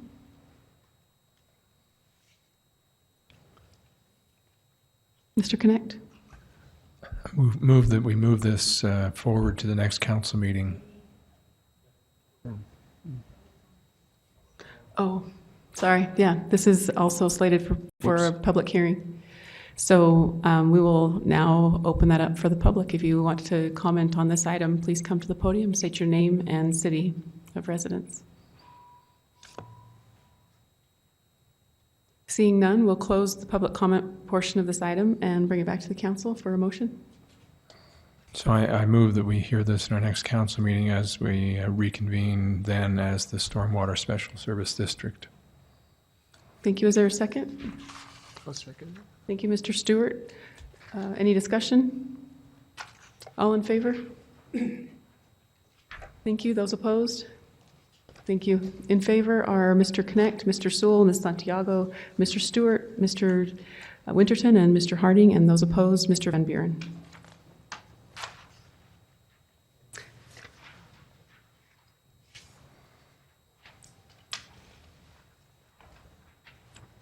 So I call for a motion now to adjourn as the Stormwater Special Service District of Provo meeting and reconvene as the Provo Municipal Council. So moved. Thank you, Mr. Connect. Is there a second? Thank you, Mr. Harding. All in favor? Thank you. The voting is unanimous in the affirmative.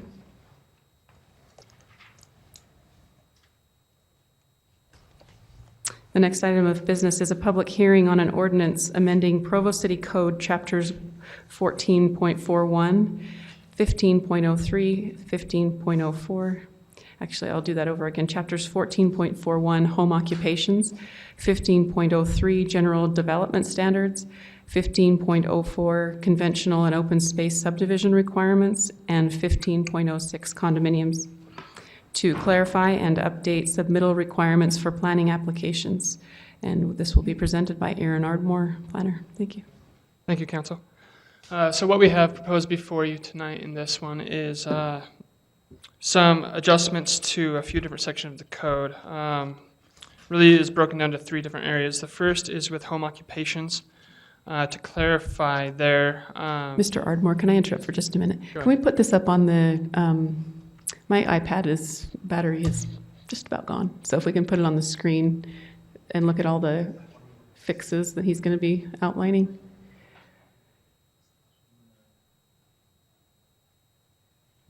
So there it is. Thank you. You can see in the first section, 14.41, that's our home occupation code. What we're proposing here is a revision of the gross vehicle weight ratings for home occupations to clarify that and to make it kind of more true to truck standards of today. You see the minor there of 14,000 pounds. That's like a Ford F-350. And the major of 17.5, that's like what Provo City utility trucks are. So that'd be the maximum that could be used in home occupations of those types. So we cleared that up, trying to clear that up. And also, as staff has been handling these home occupation permits as conditional use permits administratively, we went to fix the language from the Planning Commission to Community Development Department, as that's been the practice of what we've been doing for several years. The next section is trying to rid our applicants of providing unnecessary paper copies with applications to the city of any planning application.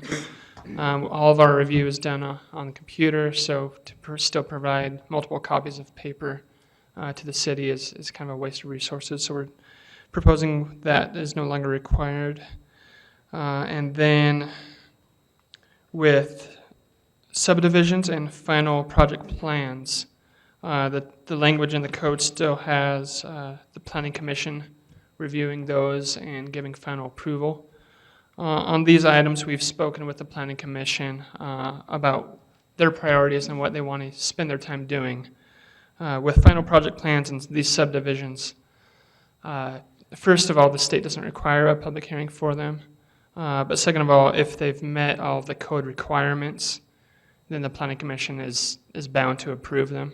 So rather than fill up their time with these, staff can handle those administratively, so the Planning Commission can focus on kind of bigger picture ideas for the planning of the city. So those are kind of a summary of what we have proposed in these amendments, and I'll take any questions if you have them. So on line 164 of this resolution, it references 15.04.190, and I don't think there's a number that reflects in the code. Is that an error. Do you know what that was referring to? So we had a couple of those, sections that have since been voided out of the code, but we're still referenced in other sections, so we're trying to clean that up as well. Okay. So 180, 190, no longer in the code book, so. But you had to list them in the. But they're still listed here, so we're pulling those references out. Okay. Are there other questions for Mr. Ardmore? Mr. Winterton? Yes, Aaron, as I know that we've dealt with this recently, the size of a vehicle, a 1 ton gross vehicle weight compared to 14,000 pounds, are you increasing the size of the trucks that can go there? No, we're decreasing. That's what that's what I was, because a ton is 2,000. I don't understand the difference. I'm not a truck man. I'm sorry. I got a little The language pickup. before was confusing. So the actual language, gross vehicle weight rating, is the true measurement. Before it was just stated 1 ton gross vehicle weight. That could be a sedan, realistically, with the language that was put in there. So we're not only making it more clear, but we're also reducing it. If we were to put a gross vehicle weight rating of 1 ton, that would be a bit excessive for residential neighborhoods. So it's actually reducing the size of the vehicles that Correct. can be involved in a home occupation. home occupation business. Question. Mr. Connect? Seems like there's a difference between gross vehicle weight and the weight of the vehicle. The way I remember it, some trucks would have on the side of them, they used to paint it on there, and you might see 6,000 or whatever. A big old Mercury Marquis would weigh 4,000 pounds, just its weight, and a truck might weigh 3,000 or 4,000 pounds before you put something in it. Right.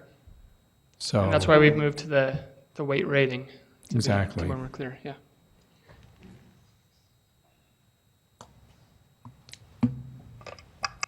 Are there other questions for Mr. Ardmore? Okay, thank you.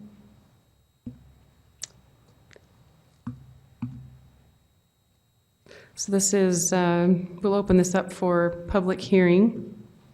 If you'd like to speak to this item, please come to the podium and state your name and city of residence.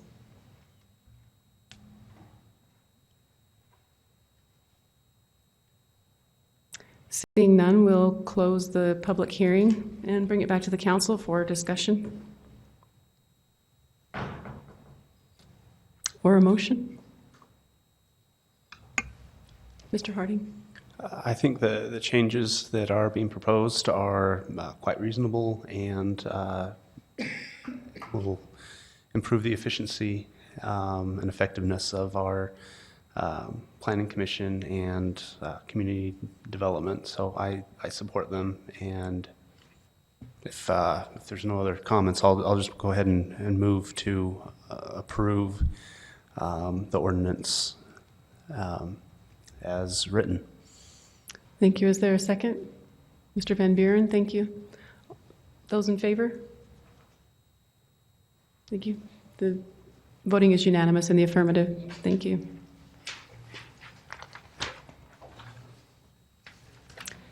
The next item of business is a public hearing on an ordinance amending Provo City Code Section 14.49E.050, one-family homes at Celebration Village 1, regarding the allowance for both side yards to have a minimum setback of 5 feet. This item will be presented by Mr. Brian Maxfield. Thank you. Just to give you a brief background, this project, Broadview Shores, was originally approved as Celebration in 2009. There were amendments made because of the sale of the property and different things that occurred, realignment of the roadway, and it was reapproved in 2014, at least the conceptual plan. Ivory Homes is the developer of the project, and as they've started developing the site, they found that they had certain model homes that were close to the setbacks but didn't quite fit. The setbacks as they were established in the zone call for a 5-foot side yard and an 8-foot side yard, and it principally states in there this for utility reasons. The staff in reviewing that for at least the 5,000, 6,000 square foot lots felt that that was reasonable. It's proportional to the lot size of 5 foot on each side yard. Their request also extended to the 8,000 square foot lots. In that regard, the Planning Commission did recommend in favor that that one be changed from 8 and 8 to 5 and 8 to allow a reduced setback. And I believe you have an example in your packet. I'm not sure if we have any overheads, but it shows the one setback for one style of home, which is a 1 foot difference. It showed an 8 foot or a 5 foot and a 7 foot, I believe, instead of the 8 foot. So some of these are fairly close. You know, there's a certain home style they're trying to do. Staff has not found any concern or extended problem with this. And in the recommended change, we merely state that the utility companies need to approve that setback change. That way it doesn't cause us to do any plat amendments or anything as they stand now. Beth Allagood, the neighborhood chair in that area, was at the Planning Commission meeting and did support the proposal. And just ask if there are any questions. Mr. Connect? Just wondering, when you have homes that close together, do you require the exterior materials to be different than usual, have any specific fire rating? The building code does require that. The certain setback and the fire ratings, their minimum distance is 10 feet. And I know we've talked about some of the overhangs and other things that occur in that area, but they would all have to meet the building code for those encroachments or that nearness to the property line. Because normally you'd have 10 foot, which would be a 20-foot center separation, and even then you can get some damage to a home if the other one... Certainly will get damaged. I think the fire ratings really just delay the fire until it can be fought and put out. You know, it's usually a extra thickness on wall board or something else that is required. You see that in garages and other things, you know, as they're changed. So I don't think any of those ever extinguish the fire. They merely delay it, the spread of it until the fire department hopefully can arrive. Right, and in a garage, your fire's on the inside. In this case, if the house next door is on fire, you see melted siding and other things. So I didn't know if we were doing hardy board or stucco or anything. It's a combination of materials that way. It does not have the plastic siding, but it does have the hardy board and has stucco and stone. And maybe Brad Mackey's here from Ivory Homes. Maybe he could give you more information on that. Are there other questions for Mr. Maxfield? Mr. Van Buren? As this change is contemplated, it's very specific to this development for these particular lots and these particular homes, is that correct? Will it have any impact on other developments? In other words, you did this for Ivory, down at Celebration, now we kind of slowly change our standard to 5 feet. Yeah, this won't particularly require that because this is a planned development, you know, quite extensive and 1,800 plus units in it. And so it's a cohesive development that's kind of planned together. So it doesn't, and it's specific in the zoning ordinance just for that development. So it doesn't spill into those other areas. I know there has been discussion, by the Planning Commission. In fact, they're going to discuss it here in a couple of meetings of whether or not they want to look at setbacks in other areas, but it's not part of this hearing at all. And as we look at the setback, are we talking about foundation? Is that the definition of foundation? Like, we'll still have roof overhangs up to 2 feet probably. Fireplaces, bay windows, other things. Pop-outs, will pop-outs? Yeah, we've talked about it being an absolute minimum of 5 feet, and maybe for the structural ends, not the overhangs, but maybe for bay windows and, you know, other things may hold at that 5 feet and just, you know, hold to some line rather than say you've got encroachments and other things that could, you know, extend out and really reduce those setbacks by another 2 feet or so. So that is a consideration, definitely. And when you say you've considered it, like, let's just take worst case scenario. You pop out the wall from the foundation 1 foot, both homes. Now you're down to 8 feet. Your roof overhang is 2 foot on each home. Now you're down to just 4 feet between roof edges. Potentially. Yes. Okay. Thank you. Mr. Harding? Yeah, could I just seek a little clarification on that? So you say that, there's some considerations that still need to be made. What would we be voting on tonight? Just on Broadview Shores. The other considerations that the Planning Commission is looking at is overall for the city, for the other zones within the city. Okay. It doesn't hold to this zone. Okay, and so, okay, thank you. That helps a lot. So just so I'm clear, what we're voting on tonight, does that, the 5 feet per side, does that include, what does that include and not include? It sounds That like it's includes a little- just Broadview Shores, the V1.5, V1.6, which are village, single-family, 5,000, 6,000 square foot lots. Those to go to 5,000 and 5,000, or I'm sorry, 5 feet and 5 feet on the setbacks. And then for the V1.8, the 8,000 square foot lots, that would be a 5 foot and an 8 foot yard. But would that include pop-outs and bay windows? It does include some of those in the zone currently, yes. Okay. I don't know on their homes. Maybe they can clarify that. I haven't noticed that on any of their homes that have come in with plans, other than in a front area. Bay windows aren't quite what they used to be on a lot of designs, so. Okay, so what we're voting on tonight, would that allow encroachment with pop-outs and bay windows or not? It allows it as it is written now in the ordinance. It's not changing that allowance. Okay. There's no change in what's allowed for an encroachment. Okay, so if it was allowed before, it will still be allowed after. Okay, thank you, that helps. Are there other questions for Mr. Maxfield? Okay, thank you. Now invite Mr. Brad McKay.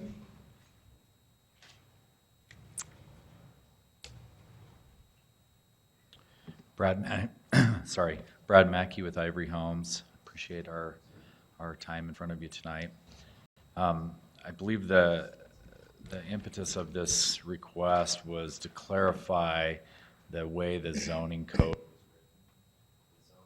said in the B1.5 zone that there will be a 5-foot setback on one side and an 8-foot setback due to a public utility easement. Well, that public utility easement was actually already reduced 5 foot by an ordinance that was adopted when we did the plat approval. So it's more of a clarification in the B1.5, B1.6 zone because it says 8 foot because of the public utility easement. So the easement reduced to 5 foot, so it made it sound like in the zoning text that it automatically got reduced to 5 foot already. So we came forward to the planning commission and city council just to make sure that was clarified, that followed the way the ordinance was written. And then in addition to that, we asked on the B1.8, the 8,000 square foot lots, if we could reduce one side yard to 5 foot so that we could fit some homes with 3-car garages and larger homes. So far, what we're seeing in there is people want large homes. The first 10 or so homes that we sold have been people that want to do large ramblers and large master on the main 2-story homes with 3-car garages. And that extra little bit would allow us to build that size home that people were wanting to buy. That's the intent. Mr. Connect? So there still would be a public utility easement between some of the homes? No, we actually vacated the public utility easement. Completely.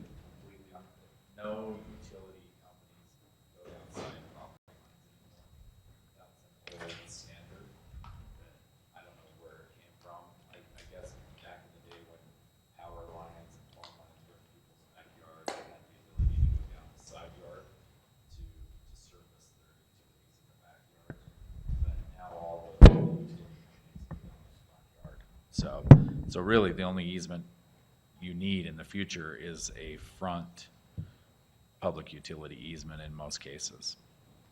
So your power, your gas, all your connections do not extend down into the side yard?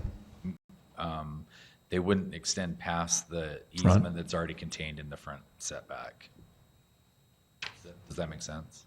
Okay, so you're saying there's no need to access through the Side homes? yards. Typically, there might be a random case where a storm drain or a sanitary sewer or something needs to go down a side yard, but typically that's denoted on the design plans, the construction documents, so. So that's the standard now that we use, because I know in a lot of the old places, we do go down the side and in the back. And so anything, that's for a new standard then, is what you're saying. Is that right? For the utility easement to go in the front and not the rear? Your standards currently are to have the easements on the property line, but I don't think that you're using them very often. Most public utilities, for dry utilities such as power, gas, you have Google Fiber, not very many of them are going down side yards. They're all in the front property. I may be wrong, but that's what I've seen. You're looking at me, so I'm not sure if you were looking. Yeah, because I know in Indian Hills, for example, I know a lot of those are in the backyards, but between the lots. Right, every subdivision has an easement all the way around it, public utilities. The question is whether they're used or not, whether they're really necessary. A lot of cities have excluded them now, especially on the side yards, because there are still some old lines down the rear yards. And I think it's like Brad said, that any trunk lines that would extend to other lots usually are shown as a whole different easement on the plat than what it would be for the home. And the real reality is if the home needed to be serviced, they would have to give up whatever access it is to be serviced. And so, because there's not an easement there, the utility company's not going to say, well, we can't run a line to your home through your own yard. And so really, it's kind of a useless request to even have that easement in most cases. But in this case, I think that was the conflict, because it was showing that easement, given a different setback in there, and we're just trying to get those all more in line with what reality is a little bit. Weren't those easements more to protect the city, just so that we had the right to go put those in, rather than somebody coming into a property issue and saying, you can't come on my property? Yes, and again, it's one that if you were trying to extend a trunk line or a larger line back through the lot to a different property, then it comes into play. But if you're only servicing that home, it really doesn't, because the person wouldn't have service if they, didn't allow the utility company in. So it's it's just a user demand sort of situation. They don't really serve a function to run a line to the neighbor's property at all, if that clarifies it at all.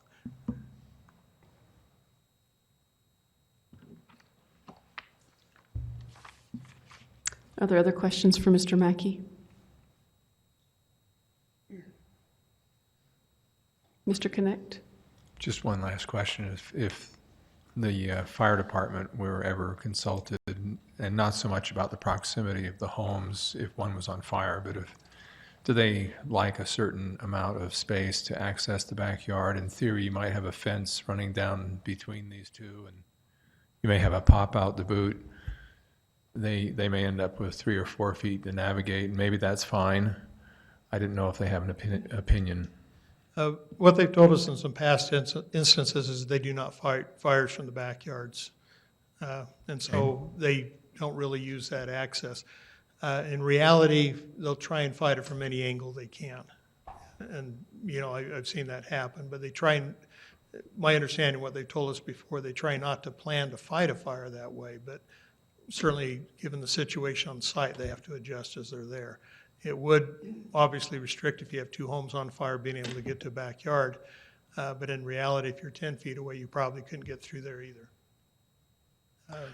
5 feet's not going to make a difference. Well, I'm not talking about vehicles. I'm just talking about... No, even a person. 5 feet isn't really going to make that much difference on the heat and flames and whatever else. I'm sorry, I keep mocking that sound. But, just that distance. And I apologize because I don't have clarification from fire department here. I'm just giving you. Okay, but I was just kind of curious if they had been consulted. Yes, it's been involved in our meetings that way in the comments. And, okay, thank you. Thank you.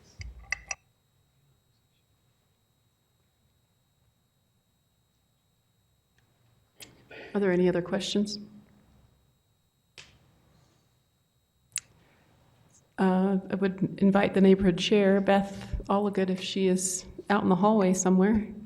She was here earlier. I don't know if she just Madam stepped Chair, out. she talked to me earlier and she had to leave. Okay. But she did attend, I think, Brian, you already mentioned that, Planning Commission meeting, and there weren't any real objections from neighbors, or she gave that report, so. Okay, thank you, Mr. Van Buren.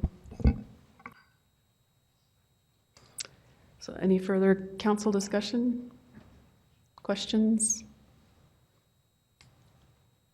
If not, we'll open it up for public hearing. Please come to the podium, state your name and city of residence. Do you remember at the housing, Melanie McCord, Provo. Do you remember at the housing conference that Hal did right before he left at the end of last year? Dave Gardner got up and he talked about how design was so much more important than density. 5 feet looks like one thing if all the houses are lined up in a little row. We've got some houses up on Slate Canyon Drive that, where's Dave? We measured ones at 9 feet apart, and it's ridiculous. It is so uncomfortable.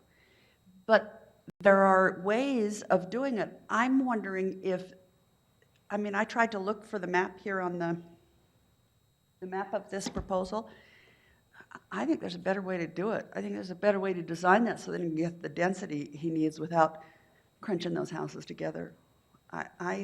I wish that the council would have some sort of statement that you would give to developers, and that should be in the legislation. It should be in the zones that says, if you ask for, well, there is, in the PD, there's some flexibility. They say, if you will give us a better design, we'll let you have some of these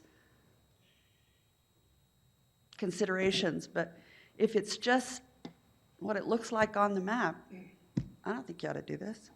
Thanks. Thank you, Ms. McCord. Are there other comments? Seeing none, we'll close public comment and bring it back to the council for discussion. I have another question of the applicant.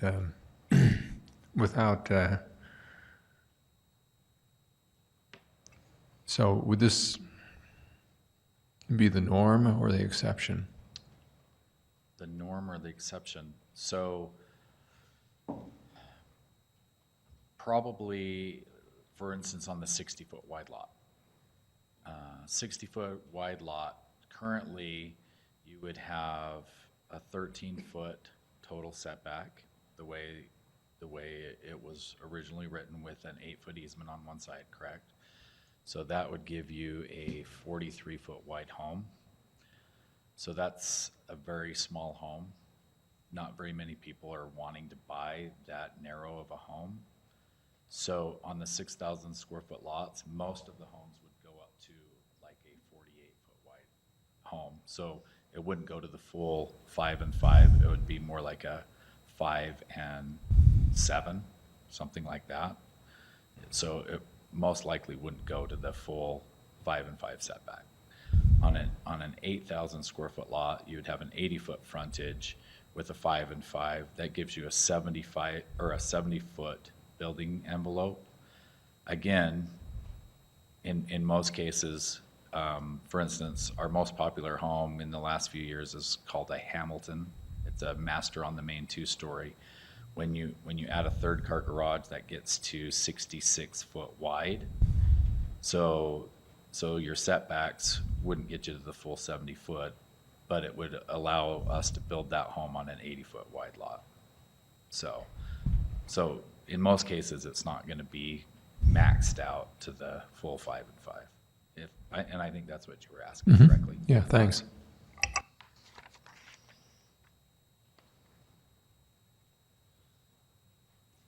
Are there other questions or comments? Mr. Harding? I apologize. I guess I get confused easily. I thought the proposal was moving for the V16 or just V6? V16 and the V15, we were moving from 8 and 5 to 5 and 5. Correct. And then the V18 was going from 8 and 8 to 8 and 5. Correct. Okay. I was taking, sorry, 80 less 13. Okay. Okay, thank you.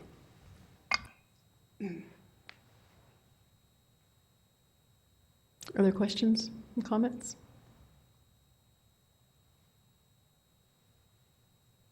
Okay. It seems this neighborhood, the comments that we've received from that neighborhood, and many neighborhoods actually are, especially on the west side though, is the need for larger homes. As their families grow, they want to stay in the area. They don't necessarily want to move. And so I don't know, this amount of footage makes it, is a deal breaker for most families, but I think having a master on the main floor is desirable. Having extra garage space is desirable for growing families too.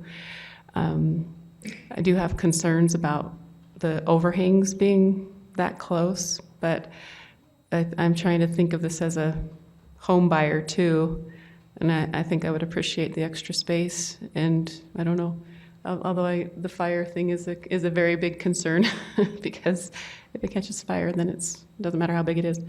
But I do feel like this is something that the neighborhood has been asking for, a little bit bigger homes. And so if they can stretch these smaller footprints a little bit, that makes sense. But I'd like to hear Mr. Van Buren's comments as a builder.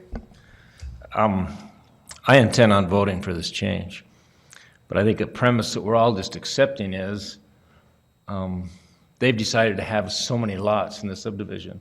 Given the restrictions on the lot size, I mean, they could drop a lot and they'd have plenty of footage for. So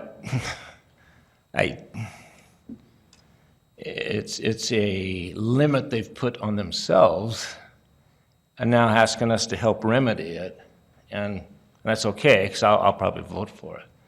But does that make sense? The lot size is determined by the developer, and that's what they put in there. And now they're trying to put a house in there that won't fit, but if they get a variance or a change in that code, that will fit. But they could have designed the development to have lots of the size their house design needed. But anyway. Mr. Harding? I appreciate that comment. I guess what I'd like to look at this is it in the interest of Provo, of this neighborhood, of this development, of the future residents of this development? Is it in their best interest to have an 8 and an 8 or a 5 and an 8 setback, 13 and 16, rather than a 10-foot and a 13-foot, total setback? And if it's in their best interest to have that bigger setback, then maybe we should deny this, and then the developer can decide if they want to drop a lot in order to expand the widths of all of them. But if we don't feel like it's adding to the development, to the neighborhood, to the city by having these broader setbacks, if it doesn't hurt to bring it in, if there's no reason to have it out, or if the only reason was for the easements, for the utility easements, and that's no longer needed, I don't think there's any reason why we should require something that's not needed and not helpful. So that to me is kind of where that question lies. Mr. Van Buren? Last comment. I think we also need to look at trends of people who are wanting less yard. And if you'll go and examine most neighborhoods, the side yards aren't the attractive part of most homes. And so that space isn't really utilized for enjoying your yard. It's mainly a hard place to keep control of. So, how many total homes would be affected by this?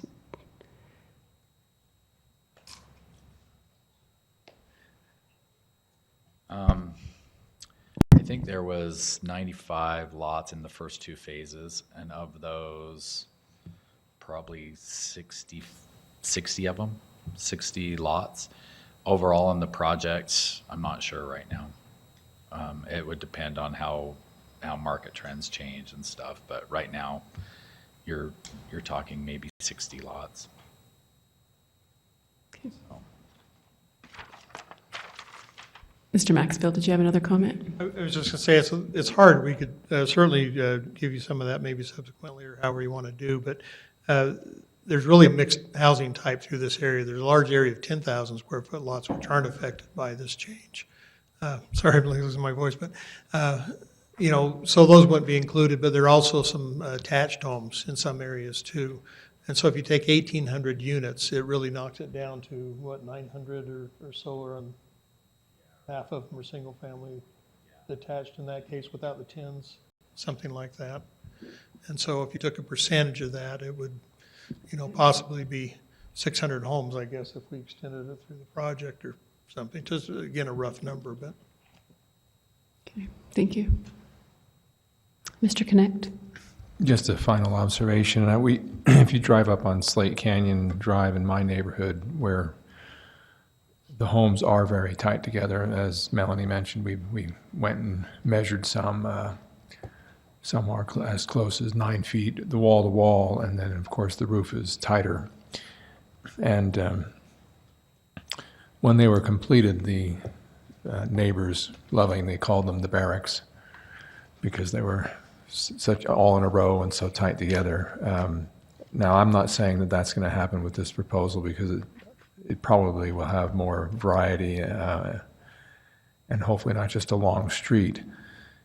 But even though the homes on Slate Canyon are tight, that is not the worst problem that the neighbors deal with. In fact, I haven't heard them complain about that lately, other than when it was initially built. Their complaints center more on a lack of enforcement on occupancy and the overflow parking because of that occupancy, and they're very small lots since they are very tight, then there's really only a place sometimes for one car out front, and so the parking's limited, and if you have too many cars, it just ends up being wall to wall, and that's what you see up there. So depending on what happens in the neighborhood, you can have some issues, but I'll probably vote for this. If it came before the Board of Adjustments and someone was arguing this, they would say it's a self-imposed hardship and they wouldn't give you the variance. But in this case, if someone wants to buy into this neighborhood, that's their choice.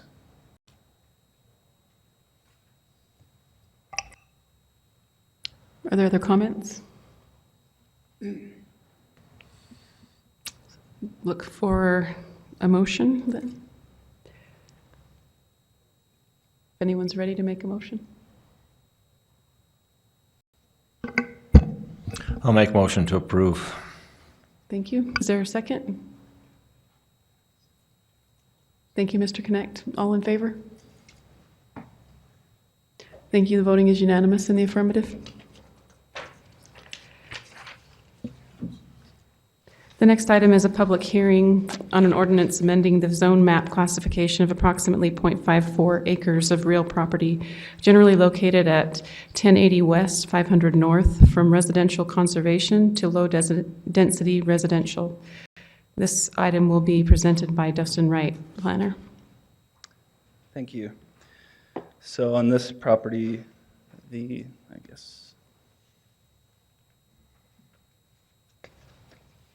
this property here, the applicant owns 2 lots, one of them on the corner and then the next one adjacent to it, and is proposing to do a subdivision to create a 3rd lot. To do so, the current zone is the residential conservation zone, which doesn't allow for a new lot to be created. It requires that a new zone is established. So on this application, we've looked at some of the surrounding zones. Across the street, there's the R16, so that's single-family residential, 6,000 square foot lot. And that would probably be the most ideal to fit. However, the lot requirements for that zone are too narrow for the lot width that the lots would be, and so that zone wouldn't work. Some of the other properties around it are in the performance development zone, And that zone has a lot of other requirements, things that don't really meet the desire of the applicant to just create a single-family lot with a detached home. Also, the general plan for this area, there's a statement I'll just quote from it. It says to promote owner occupancy throughout the neighborhood by limiting new development to detached one-family homes with the rehabilitation of existing one-family homes. And so the two existing homes that are on these properties right now are in the process of being remodeled and revitalized to help kind of rejuvenate the neighborhood, and then the potential to create a third single-family detached home in this area fits within that goal of the neighborhood or the general plan. So the best zone that we've found and what they're proposing is for the low-density residential zone, which would accommodate these lot sizes. And with that, though, there's the potential that there could be increased density, not that the applicant is wanting to do that. He stated that he just wants the 3 lots with 3 single-family detached homes. However, the LDR zone with the acreage would allow for more lots to be, or more units to be on this site if that was the desire. So the applicant has proffered to do a development agreement with the city to limit the number of lots to 3 and that they be detached single-family lots. And that development agreement would run with the land. Subsequent owners would have that same requirement as well. So that would help ensure that that goal from the general plan is met. If there's any questions, I'd be happy to help with those. Other questions? I do have a couple of questions. One, so the development agreement is just the boilerplate agreement, and then you'll add that one item that they'll limit it to 3 lots or 3 single-family structures. Correct. And then, so right in the middle, it looks like there's a garage or something that extends almost into that 3rd lot. Is that part of a home, or is that, what is that in the middle? Right here. Right there, yeah. So this is a garage and it belongs to this home. You can faintly see there's the property line runs right through that currently. And that's kind of a general characteristic in this area. If you look at adjacent properties, they've got property lines running not where they should be. So if this rezone is done, there's a plat that would help adjust this property line. So as opposed to running right through it, it would come over and make sure that this garage is on its own property. And then I failed to mention that the back of these 2 long lots here would be divided off, and that's where that 3rd lot would be. And that 3rd parcel is wide enough to have a home facing 1080 west, I guess, depending on the... Correct, yeah. And that would be the plan, is to face 1080 west, right? Yep. I ask because I've seen homes that have been put in sideways on a lot, but... Yeah, its front door would face 1080 west, and then the 2 existing homes would remain there, and they've been refurbished at this Remodeled. point. Okay, thank you. Are there other questions for Mr. Wright? Mr. Connect? So the other 2 homes have a detached garage in the rear. Do you anticipate doing that? You've only got the 55 feet, which is, I believe, the minimum lot width. So how do you, I mean, you can build what you want, I suppose, but do you anticipate the garage being a part of the house or behind the house? That would probably be a good question for the applicant that would be developing the home. Okay.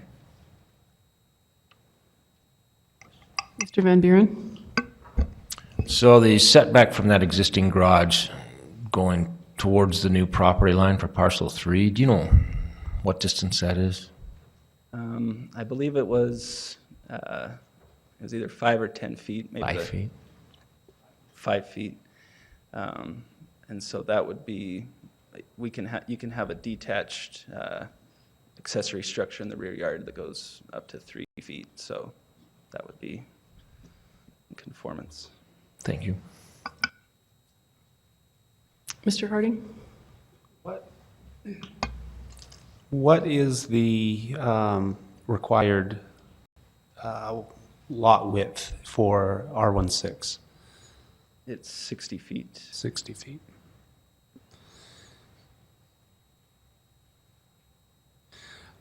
And we've got 2 extra feet of setback that we don't need necessarily, so that could be pushed to 57 if to take advantage of the minimum requirement of 3 feet. Anyway, I've got a thought, but I think it'd be more appropriate later during our discussion. So, Okay. Are there other questions of Mr. Wright? Okay, thank you. Thanks. We'll invite the applicant, Adam Hall, to come to the podium. Hello, I'm Hi. Adam Hall. What would you like to know? Are there particular questions regarding this that anyone has? Other questions for Mr. Hall? So do you plan to sell that lot or plan to build it, and then what are the plans with I mean, just out of curiosity, I don't know that it matters, but. I'm still up in the air as to whether or not I'll build something on it or just sell the lot. And just the lot is it's kind of narrow lot at 55 feet, but the lots to the north of it are all substantially more narrow. I mean, there's one that's 37, the next one's 34, the next one's 43. So compared to those, it is a relatively wide lot, and all of those have garages that enter from the front. They've got the garage and then a small entry area next to it. But we're looking at some house plans that would be similar to that. But again, I'm not sure whether or not I'll end up building something on it or just sell the lot as it is. Mr. Winterton? It looks to me like those houses to the north are built on property line, aren't they, with that subdivision? That's allowed to do that in that PUD. No, they're not actually on the property line. I believe it's about a 5-foot setback on each side of the property. Well, I'm just looking at the lines here that we have on our thing, and it looks like some of them are built right on property line, and then at the north part of the house, but those lines may not be correct. Since I currently own a house that has a property line through the middle of it, I totally agree. Yeah, There's a you're good right. chance that they're not Understand. correct. And just side note, going back to the last discussion, as far as the fire department, they typically require a 150-foot access from wherever they can park a truck. So getting back around to the back of the houses to fight a fire that way, they'd be well within that 150-foot limit. But anyway. So yeah, like Dustin said, the 2 existing homes, they were both in really rough shape that we've been in the process of remodeling the one on the west. It's done, and we have the new buyer. It's a family that they're just renting it until we're able to get this organized and able to sell the home to them. They're excited to be homeowners in that area. And then the other home, we anticipate being able to sell it, put it up for sale this week. We're almost done with the remodel on it, and then we'll start the work of getting the utilities in on that back lot.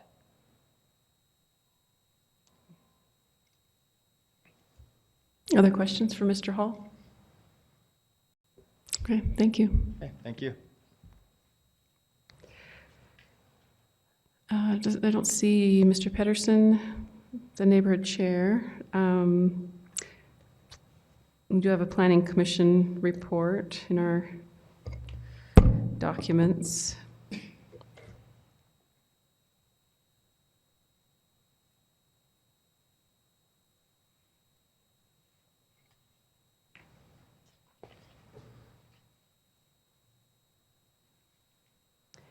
And the neighborhood chair says, well, let's see, is this?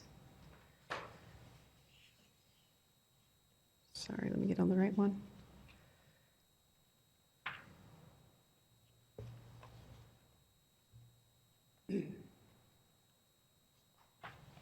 the neighborhood chair determined that a neighborhood meeting would not be required for this. And he was present and addressed the Planning Commission during the public hearing. Neighbors and other interested parties were present or addressed the Planning Commission. Some of the concerns raised.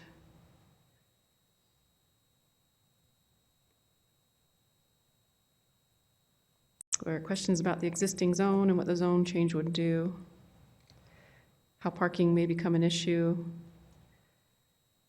So is there a parking issue on that street? Yeah, so the neighborhood chair, Mr. Pedersen, had a concern about parking in the area. In the LDR zone, they'd be, on a single-family lot there, they'd be required to have the standard 3 parking stalls, and so I explained that to him, and he was grateful that that would be something that would be required, and felt like that would help mitigate some of those concerns that they have when there's not adequate parking. Okay. And over occupancy in the neighborhood? Is there, this is, so that the zoning here would be family, or, so 3 singles or?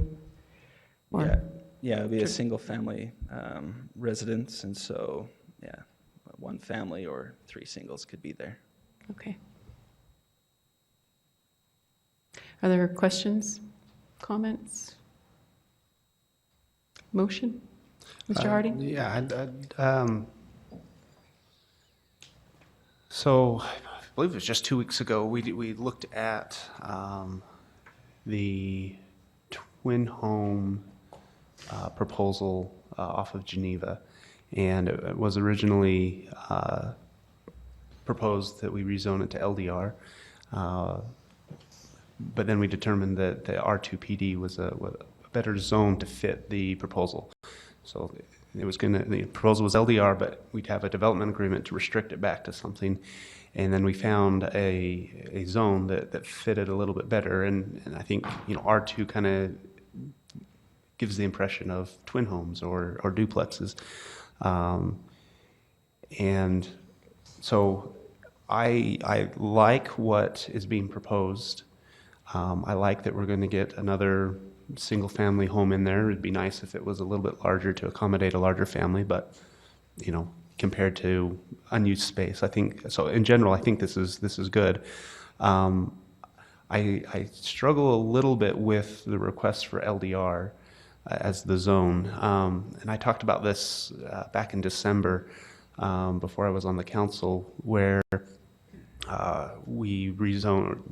council rezoned a little plot in my neighborhood to MDR because it was a fraction of a unit larger than what LDR would allow. And so we have really an LDR townhome style. Everything about it is LDR except the density is just a fraction over. And so now we have MDR with a development agreement that holds it back. But the general, or the zoning map, there'll be a different color there, MDR right there in the neighborhood. And I'm kind of at the point here with this, do we want to make this LDR, which kind of has the townhome connotation, even though it's functioning as single-family detached? The lot is larger than 6,000 feet, so it fits with the R16 quite well, other than the width is a little bit less. My neighborhood's R16, and I can't tell you how many of our lots are less than 55 feet and still zoned R16. They just are non-compliant. And the reason I bring this up is I do want to start a larger discussion, not necessarily on this proposal, but does it make sense to zone something even though it doesn't quite fit, like in this case, doesn't quite have the width, and then make it non-conforming or immediately grant a variance? Is that something that's possible? Or do we zone it LDR, vest the rights with the development agreement, and then immediately, 2 weeks later, we come back and rezone it to R16, and now it's non-compliant? Because to me, this fits R16 a lot better, and so I'd rather it be slightly non-conforming R16 than fits in an LDR but is not of the nature of the LDR. And so that's the thought that I have. I believe community development has kind of indicated that they don't want to ever zone something that they want to go as big as necessary to encompass the proposal, even if it's just barely over the other thing. And I'm not sure I'm comfortable with that. So that's my thought. So I guess that's a question for Mr. Maxfield or Dustin, or Mr. Meehan. I guess anyone can answer that question, but the question being, is there another option other than LDR? I know that LDR also has some specifications for materials and different things that might be helpful, but is there another option that would be lesser density? Well, the main problem with R16 is the lot width, so it doesn't comply with that. So if there's not really a variance you can give, it'd be directed back. And again, it then comes to be the hardship issue. You know, is it a self-created hardship? Those are some areas we're looking at, again, with the other ones of the minimum lot width. So a proposal going to the Planning Commission even looks at changing the minimum lot width, so that would fit if we made those changes. However, right now, we can't, you know, R16 doesn't work. You've got RC around it to the west, and then the R2PD to the north and a little bit to the east. Most everything's a duplex to the west. I can't think of too many single-family homes as I've driven through there. So you've got a lot of duplexes and other things. So it's hard to come up with a zone that really fits that whole area, you know, that you could just put and make sure it matches everything there. And that's one of the dilemmas we have with some of these neighborhood plans, that even if this were R16 or LDR, it doesn't really fit for some of the homes around it. You're always going to have something strange. So I don't know if there's a great perfect answer for you. We've been stymied a little bit on that too. So the development agreement would run with the property in perpetuity. Is there a concern that if it's LDR on a zoning map, that development agreements might somehow, you know, years down the road be missed, or will that always come with the? It should be there. We would hope it'd never be missed. The only way you could undo it would basically be to rezone it again, you know, in some form, and you know, take everything off the table that way. Maybe Mr. Jones, do you have any comment? Well, I agree with Brian that hopefully it would never be missed, but it's a question of, does it get recorded and does it show up in the title search? And if it's 20 years down the road, is the only existence of the development agreement in, you know, an electronic file in the city recorder's office that nobody thinks to search for, right? I mean, I think the fact of the matter is that they do get missed sometimes. Once the institutional knowledge is gone that they're there, that they can get missed. So that is a consideration. That's one of the things that we've talked about before, about one of the failings of using development agreements to accomplish zoning rather than zoning. I would say, while I've got the microphone, I guess, I think it'd be a significant mistake to apply a zone to a property that doesn't meet the zone. Because I think you're then you're opening yourself up to arbitrary and capricious rulings by the court and complaints by other property owners that you should have approved their zone, even though it didn't fit the zone either. So, Mr. Harding's thrown out an interesting idea about intentionally making it non-conforming shortly after the fact, and I suppose that's a possibility, but I don't think applying the wrong zone up front is, I think, not a very good idea.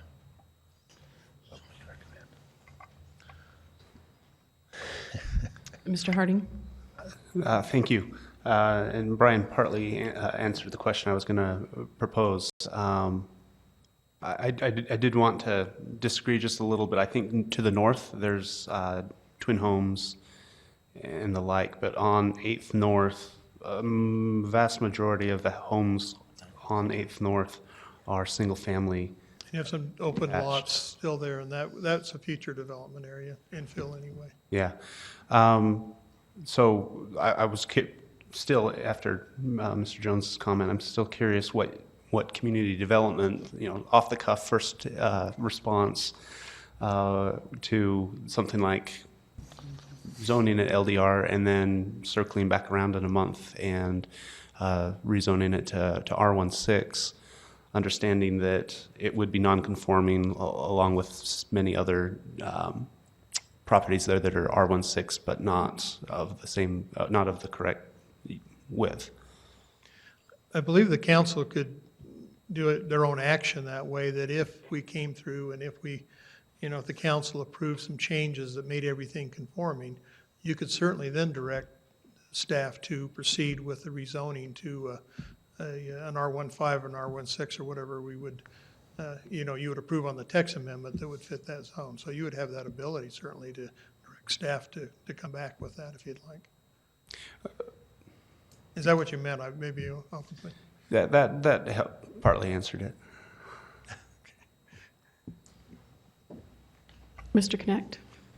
So how would the Community Development and the Planning Commission feel about going to 55 feet in a R16 as a permanent change? Our work meeting, they were open to the discussion on the lot widths. We are presenting them an actual text, their second meeting in May. So they'll start looking at it at that point. There's also discussion of adopting an R15 zone that's separate from that, which would have those boundaries. But the zone gives a lot more flexibility, or all the zones. It'd be reduce the minimum lot width almost in every zone, so you would still have the area, but it just gives you, different sizes that way, different depths. Did you want me to crystal ball it, or where we're going with Well, this? I'm just saying, I'm kind of more comfortable with actually changing R16 so it fits this rather than putting on a zone that doesn't really seem appropriate, and we have to modify the zone yet again with a development agreement that may or may not be found in 20 years, whereas if you put an R16 on there, it's pretty clear what you got. Yeah, just to give you a time frame, the soonest you would have it, I believe, if the Planning Commission made a recommendation on it, would be July. If they, brought it back and forth, and it's somewhere at the end of the summer. Okay, thank you.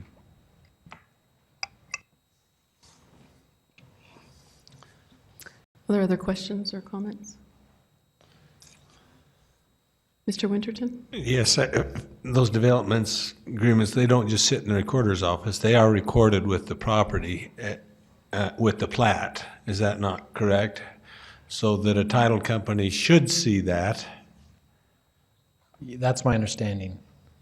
And if it becomes a real issue, well, The problem, though, is that the title company isn't representing the city. So it may very well be that when the property gets sold 20 years from now, that the new owner becomes aware of the development agreement, but that doesn't mean that the city's aware of it, and the owner is not necessarily under an obligation to tell us.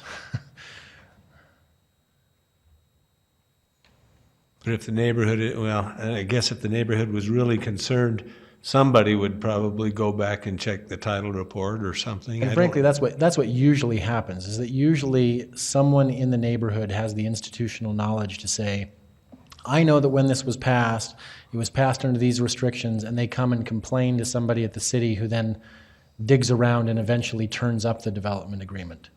But I don't know, maybe Gary has a better answer for you, because he's the one that actually gets those complaints and does the digging. The development agreements are recorded. The problem with a development agreement, especially on something like this, is, well, step back. We would prefer on something in a situation like this, no development agreement and just the right zoning. Because then if there's a problem, we have the zoning code, we get involved, we send a notice of violation, and we go through our normal enforcement process. If it's an LDR zone, but they're doing something that's contrary to the development agreement, somebody will come and complain to us. We go and say, they comply with the zone. It's a development agreement. It's the only violation here is a violation of a contractual agreement with the city. And we go, Brian, what are you going to do about that? Because it's not a code violation that we're enforcing, and that's what we do in community development. It's a contract violation, a violation of a legal agreement or a legally binding agreement, not of a law that is passed by the council. So in a situation like this, and this kind of comes back to our earlier discussion in the work meeting about variances and having some room and discretion to take care of situations, I would throw this in kind of that same category that in the long run, and I know we have someone here before us who we don't have the perfect solution for them. So I would recommend that maybe we go forward on this one, because I think everybody's convinced that this is generally a good idea, let them do that. But let's come back and try and fix whether our R1 zones, we now have an R15, or we put in flexibility in an R16 zone to be able to, within 10% of the frontage requirement, that we can do something under certain conditions, but we're just not ready tonight to go forward with something like that. And that's what Brian's working with the Planning Commission, because we see good ideas come up all the time that they technically don't meet our code. They fall by a foot or something like that. And it would be nice to have a regulatory tool that we could use in an instance like this and say, okay, you're off by 1 or 2 feet or something. We can approve that administratively.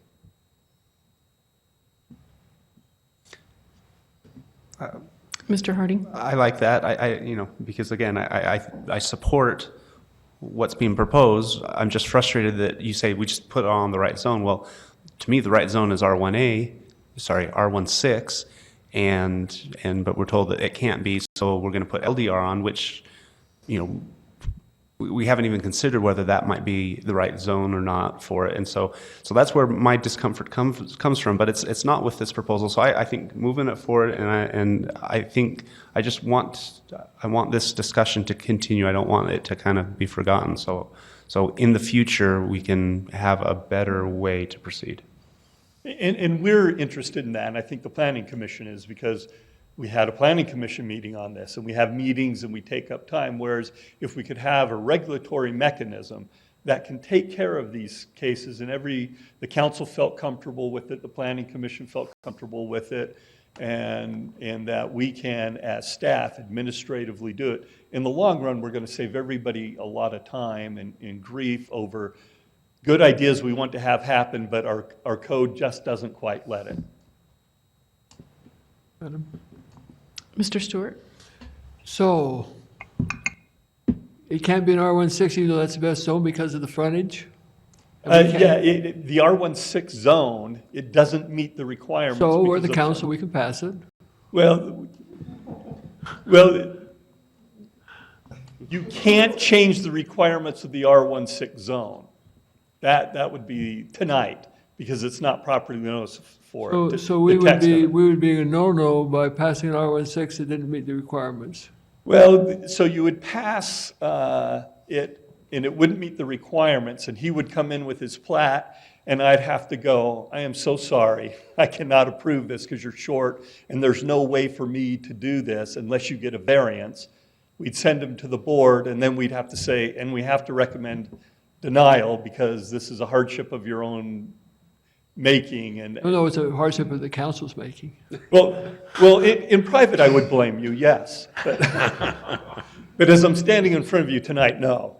Okay. No, and what it is we all go in and we try to put in the best regulatory tools that we can, and then we have unique situations that pop up, and it's like, okay, how do we deal with that? And that happens frequently. Something will fall short by literally on 100 foot of frontage, 3 feet. It's 97 feet wide rather than 100. And I would dare say none of you could stand across the street from something and tell me if that distance is 100 feet or 97. You'd have, and so there's some unique, so we're trying to find a way that we can take care of these things. And so you'd recommend not taking care of it this way, by doing an R16 that doesn't meet? What I would. He could come in later with the plat after we've already done all these other things that you thought would be good to make the variance possible. And this is what I'd recommend is, since they're here, they're willing to do a development agreement, let's go forward tonight. Let's get a good thing going and help them move, because, they have time frames that they have to meet for construction and things like that to move them along. In the meantime, let's work on this issue and get it resolved. And then once we get it resolved, then maybe we do come back and zone it R16. And now it complies with the code because we have that flexibility in the code.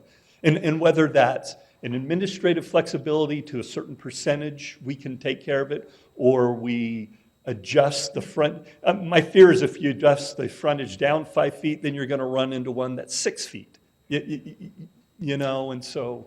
And my question would be too, if it's the council making an allowance like that, where it doesn't quite meet our code, then we're being arbitrary and capricious, or could be perceived as being arbitrary and capricious, but staff is not, if they're making that kind of justification on their own or within what the flexibility that we allow them. How does that work? Well, the standard is arbitrary and capricious and illegal, and technically there's an argument that you're being illegal, right, by imposing a zone that doesn't fit.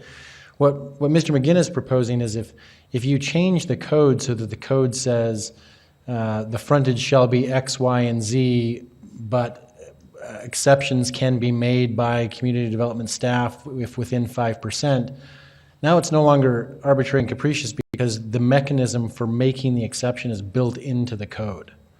Right, and so it's an established procedure for making the exceptions. And it could be something like that, and it's for a single-family detached home.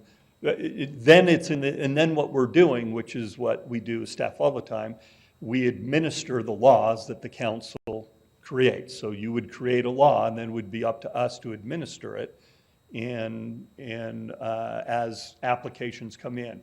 And that's what we do with every application that comes in. We have setbacks and different requirements and lot coverage requirements, and we go in and we administer that and do the calculations and move things around. We do have a couple of zones now that allow the community development director or his designee within some circumstances to adjust some setbacks in some of the zones currently.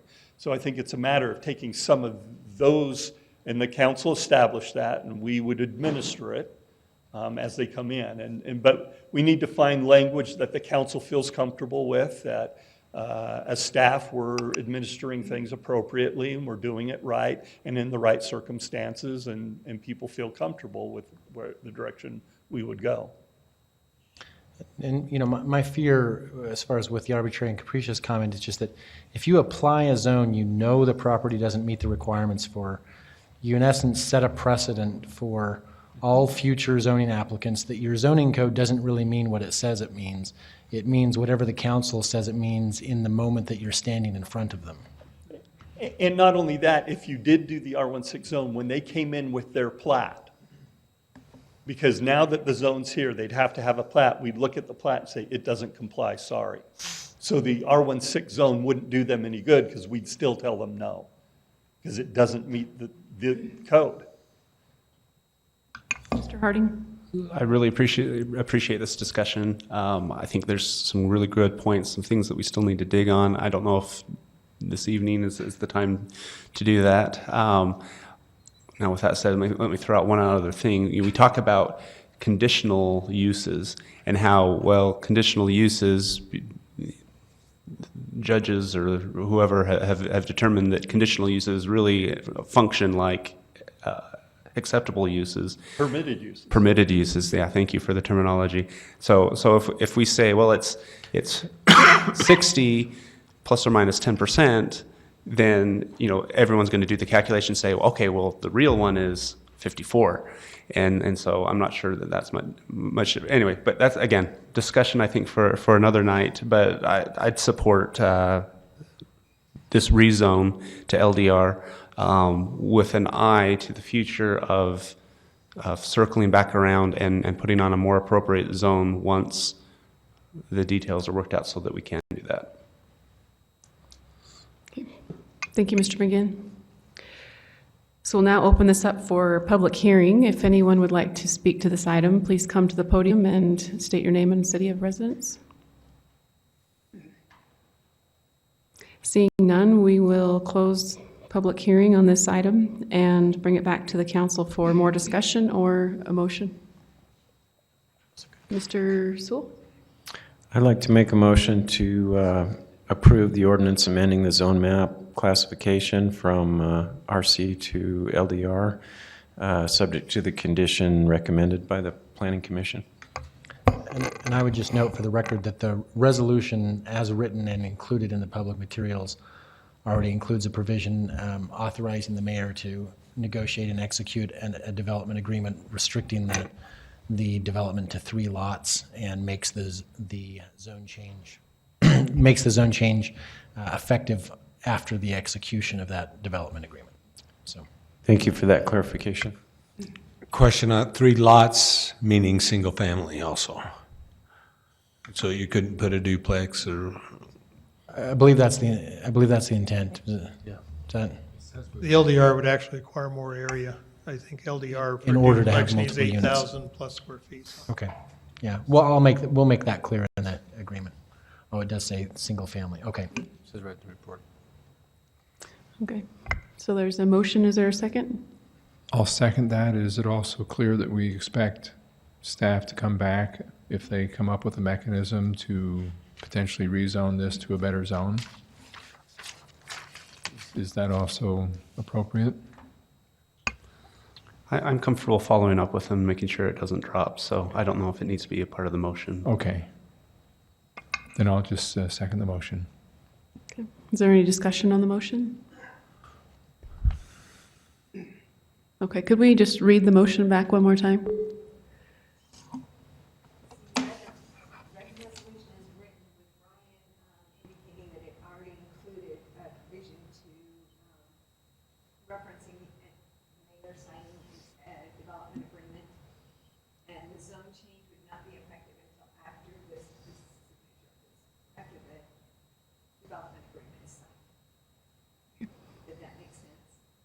Okay, thank you.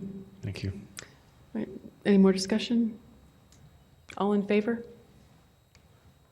Voting is unanimous in the affirmative. Thank you. The final item of business tonight is a public hearing on an ordinance amending Provo City Code Section 14.34.500, fencing standards for residential zones to allow 6-foot solid fencing within the front setback in residential zones. And this item will be presented by Robert Mills, a planner. Thank you. So just to give a little bit of background, this is an applicant submitted ordinance amendment request. And to kind of explain in summary what the ordinance is requesting. Oh, these are not my slides. So just to explain, the applicant is requesting an amendment to our zoning code to allow the when there is a park strip in the front of someone's home to be able to apply the width of that park strip to the front setback requirements to reduce the front yard requirement to allow a solid 6-foot wall, fence, or hedge in the front setback area. So essentially, if you had a 20-foot park strip or a 6-foot park strip or something like that, then you could apply that distance to your standard front yard setback requirement and then move your wall up closer. The staff were concerned with this application for some obvious reasons, in that the preservation of that front yard setback is important in establishing the nature of the zone and area, and also we felt that there could be potential unintended negative consequences of the idea of allowing a 6-foot solid wall or fence or something like that to come closer into the front yard setback area. I also wanted to point out that our zoning code already allows solid walls and fences in the front yard setback up to a maximum height of 3 feet currently. And it does allow 6-foot walls, fences, hedges in the front yard setback as long as they are non-site obscuring, meaning that they're at least 50% open. And so for these reasons, we recommended to the Planning Commission that they forwarded a recommendation of denial of this specific ordinance amendment. The Planning Commission at their meeting unanimously voted in favor of that recommendation. And so that's basically my overview, unless my slides are not there. So I'm available for any questions. Mr. Connect? So you have some pictures. Do you have a picture of the property in question? I do. I did. Do you happen? Oh, let me see if I can find one. This is part of my presentation. The applicant has these slides which he will present as well. But Brian, I think there's a picture of your home in here. Okay. Oh. This is the specific applicant's property, and you can see in the photo that this is a 6-foot solid wall that is currently not permitted. I do want to point out that I'm sure that there are many, many cases within the city of Provo where situations like this exist. This is not just an isolated case, but this is a good example of what the applicant is requesting. Oops. So in the front, you have a very large park strip area. And the crux of the applicant's proposal is to be able to apply this area, whatever distance this is, to the requirement of a front yard to be able to move the solid wall closer together to the sidewalk area. Thank you. Does that make sense? Okay.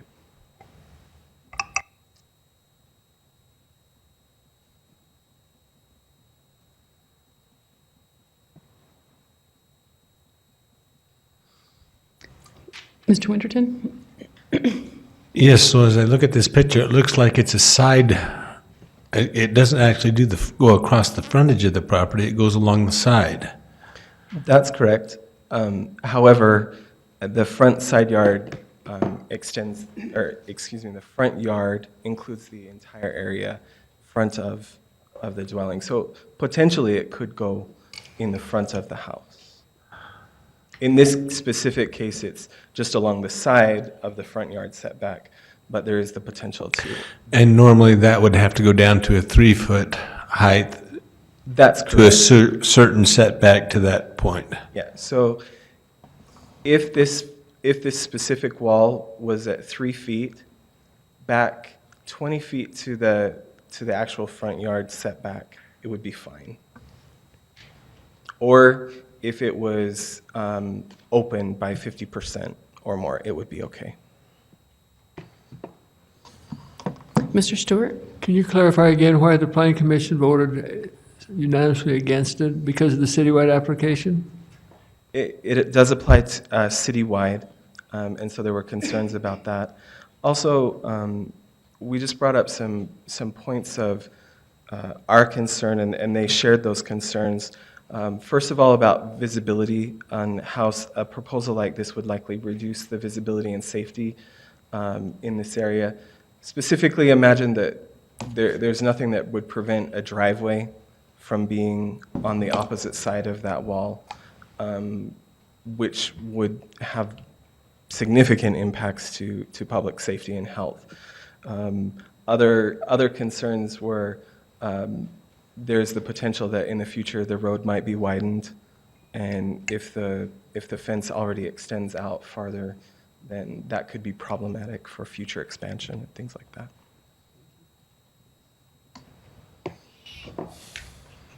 Mr. Connect? Plus, you were saying that the way it's worded, they could then take that existing fence or wall and bring it all the way across the front of the property That is correct. and just completely wall in the front yard. That is correct. Thank you. And like I said, the applicant does have several sides to provide further explanation and things like that. Are there other questions for Mr. Mills? Thank you. Oh, did you have more presentation? No, I was just getting it back for the applicant. Okay, we'll invite Brian Dabb, the applicant, to come to the podium.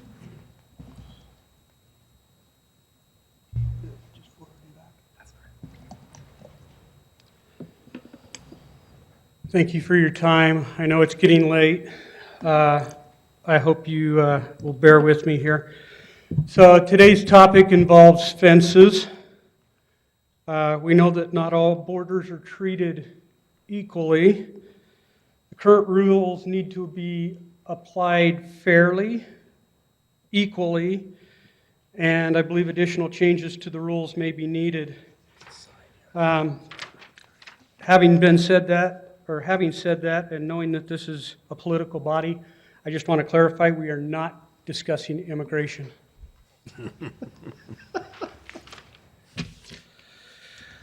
Okay.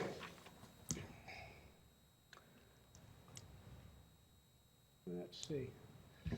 So, what does the fencing ordinance state? And so that's where we went to look when I first got the citation for the fence. The fencing ordinance states that any structural fence, any hedge, any wall is considered a fence.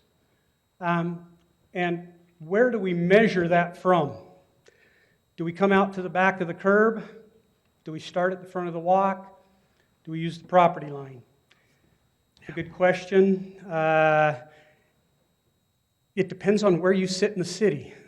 There are property lines that sit in the middle of the street. Back of curb is not necessarily the property line, although in some areas it is.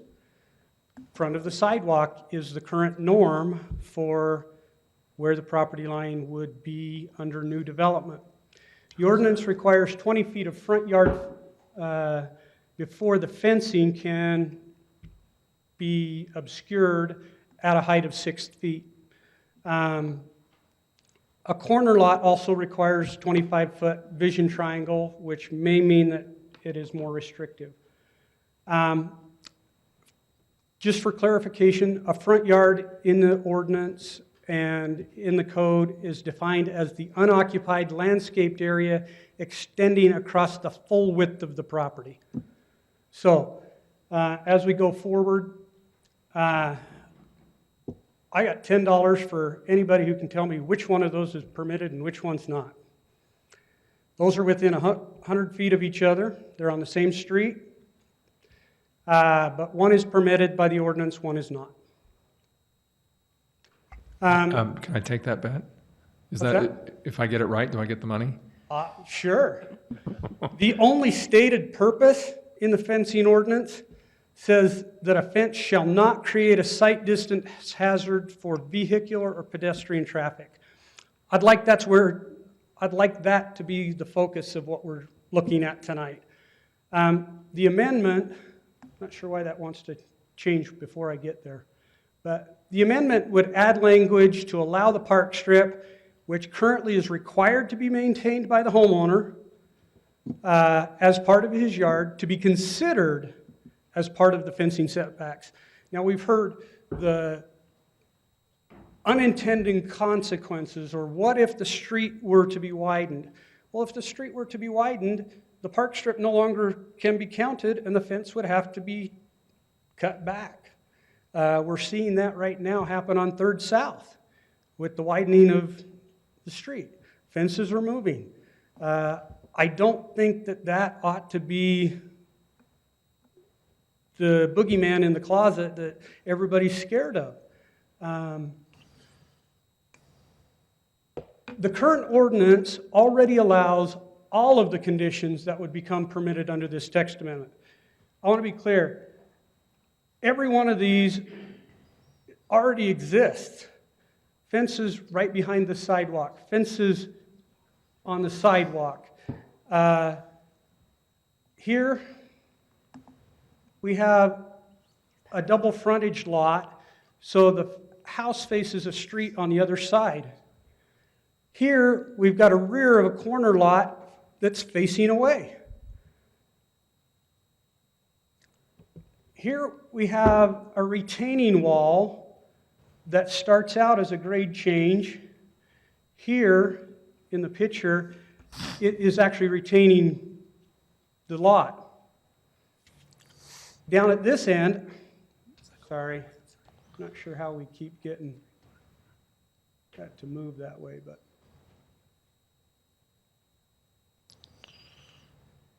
at the far end of the fence, it actually becomes a violation of the ordinance because it is now 4 foot tall, but it's no longer retaining dirt. We have subdivisions that have great big fences at their entrance, but because they're a subdivision, they're permitted. So, back to the picture here. So, this happens to be just down the street on 5th South. There are examples like this throughout the city. They are everywhere. This particular one on my right is not permitted because it's fencing a front yard. The one on your left is permitted because it's fencing a side and backyard. But what is the difference here? The sight visual distance for pedestrians and vehicular traffic is the same. This happens to be up on 1450 East. Is this a clear violation of the ordinance?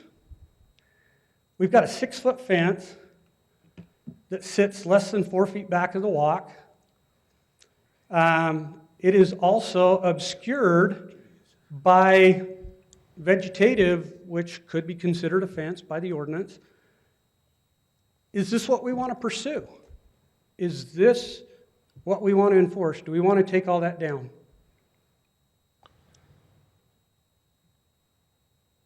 There are so many fences that appear to be in violation of the ordinance, but only some are asked to be enforced.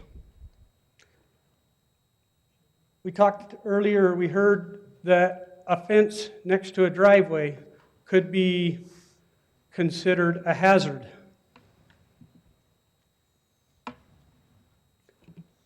So here we've got vegetative fences that frequently violate the ordinance.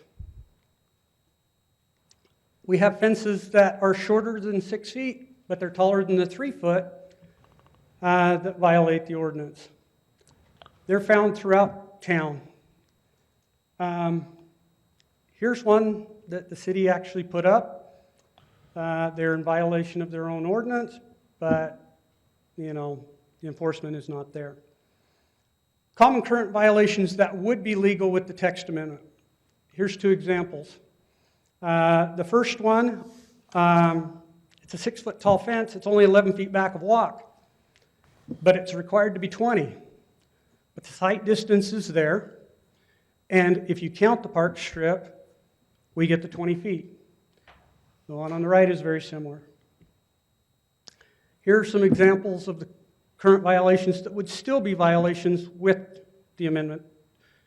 Here, both of them have park strips, but they don't add up to that sight distance of the 20 feet and would still be considered violations of the ordinance. So, why should we amend the ordinance? One, I think it's a matter of fairness. We're already asked to maintain the property out there, mow it, water it, fertilize it, whatever. There are yards that have absolutely no curb, gutter, and sidewalk. But because they have no curb, gutter, and sidewalk, and maybe the property line is the middle of the road, we say, well, go ahead and put a fence right up to the edge. Here, the site distance is maintained. There is no hazard here. I believe you would be writing an injustice. The intent of the ordinance is met. The workload for the city staff would be reduced. I believe in any instance, reasonable changes to any ordinance granting an equal property right to someone who does not enjoy that same property right should be granted.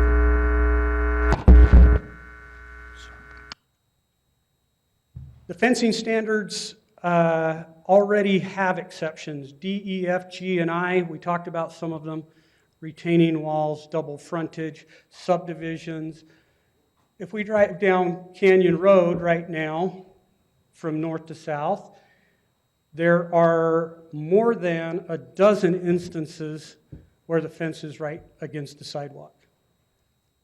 Some of them are side yards to homes. Some of them are backs of subdivisions. Some are just illegal fences. But it doesn't matter what neighborhood we go to. I've found violations in new church parking lots on 400 South. And so they're just about everywhere. I would ask that you vote to amend the ordinance. I believe it's a reasonable and fair request. If for some reason you don't believe that, I would ask that we continue this item until we can visit the fencing ordinance and make appropriate changes. You guys talked about FTEs a lot in the last little bit. You talked about adding 2 for zoning in your budgetary stuff tonight. I believe if we were to enforce the fencing ordinance as it's written today, they need 6.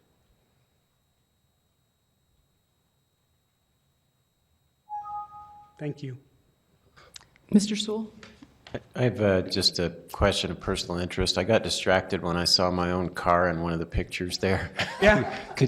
Could you go back to the one with the white vinyl fence on it in the cul-de-sac? I'm just curious what you said about that one. Well, I tried to pick some of them that might look very familiar to you guys. I kind of looked into your Yeah, neighborhoods. that one there. Yeah. So this is legal by ordinance because it is the rear yard of a corner lot that's facing away. Okay. That's my If that home were turned 90 degrees, it would become an illegal fence. Thank you. Yeah, can we go to my house now? Yeah, sure. Because I would love to get rid of that fence. I would love a legal reason to get rid of that fence right there. Well, and I think a few others of you might have recognized a few other things there, but no, we went back too far there. I know, oh, there we go, right there. Yeah, so that one, because it does come across the front. Actually, down the side yard, down the side would yard, also be too. required to come down to a level of 3 feet. That shrub that's there would also have to be trimmed to a level of 3 feet. We're looking at the one on the left? The one on the left. There are a lot of them in your neighborhood that, Right, there's another one just up a street, the other one that's fully fenced off to the front. Yeah. But that one, yeah. there are hundreds of them throughout the city, and that's not an exaggeration. I would put it at tens of thousands. Yeah. And you've done your homework? And I would love to get rid of that fence, but that's a neighbor's choice too. Anyway, so thank you for bringing that to my attention. I honestly never thought about it, so. Question. Yes. How did this get started? Did someone complain? That's my understanding. My understanding is the zoning ordinance on fences is only pursued upon a complaint. I'm told I can't know who complained. I'm not sure why they complained. If we look at the picture of the actual property, the interesting part to me is I can't hardly see that fence for the shrubbery in front of it. But the shrubbery was not cited, the fence was. But both are violations of the ordinance. So just to clarify, the reason you were cited is because the fence is less than 20 feet away from what point? Well, that's a good question. Let me start by just saying, when I put the fence up, I did come down to community development. I did go through the request for a building permit. I was told I didn't need one. I did attempt to understand the ordinance. My understanding is I was in compliance. 2 years after standing the fence up, I was asked to remove the first 20 feet of it because that would be considered in the front yard of the home. I submitted 20 examples to staff a long time ago. Some of them I gave them 6 weeks ago. They tell me they've dismissed 9 of them for various reasons. I'd like to work with staff through some of those reasonings because they're not necessarily what the ordinance reads. Some of them are saying, well, they were grandfathered in. But I would like to solve the problem. That's why I proposed a text amendment. Right now, I'm gambling the $560 application fee here to preserve $800 worth of fence.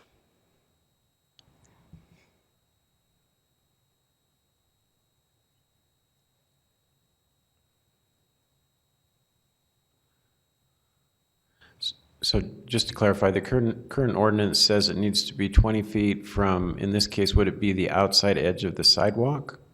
Or In this case, they are saying that it would be this point right here. It's actually about 1.5 feet into the sidewalk here, So which that- is where the property line would be, back 20 feet. Back to, okay, thank you. It's good to know. But if the amendment was successful, I believe the site distance is there. It still preserves the ordinance. If we were to rotate that house that sits there 90 degrees, it would already be legal. And the fence, yes, could go down the rest of that sidewalk. I don't intend to do that, but, you know, if the address were rotated 90 degrees, we wouldn't be here tonight. So Brian, how do you feel about the complication pointed out by staff that the wording of this text amendment would allow someone to put a solid fence across the front also? It's already permitted in the ordinance by several stances. If this was a subdivision and it were enclosed by a fence, it would already be permitted. If it were a double frontage lot, it would be permitted, but I'm not going to buy the lot through the block just to put a fence up. If it were on a retaining wall, and, you know, there's an argument, I guess we could stack boulders 3 feet high and then it would become permitted, but that's not necessarily what I'm trying to do here.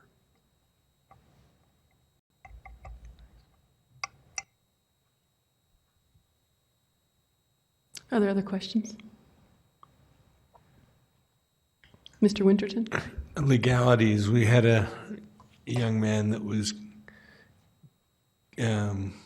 killed because and the people that had the high fence felt terrible about it.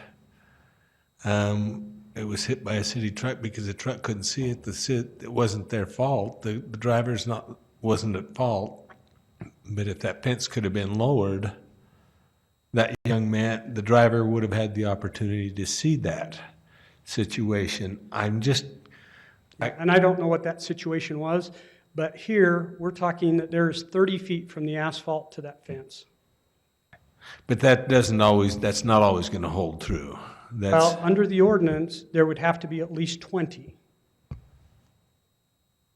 Even under the amendment, there would have to be at least 20.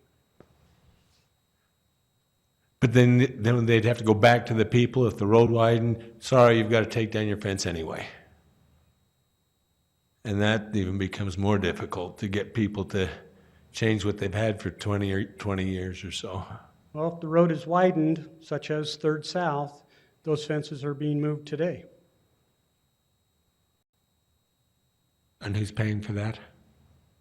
I would imagine the taxpayers, because they're widening the road. So it'd be the UDOT. Gary? When you said I can answer that question. Okay. Of how that works.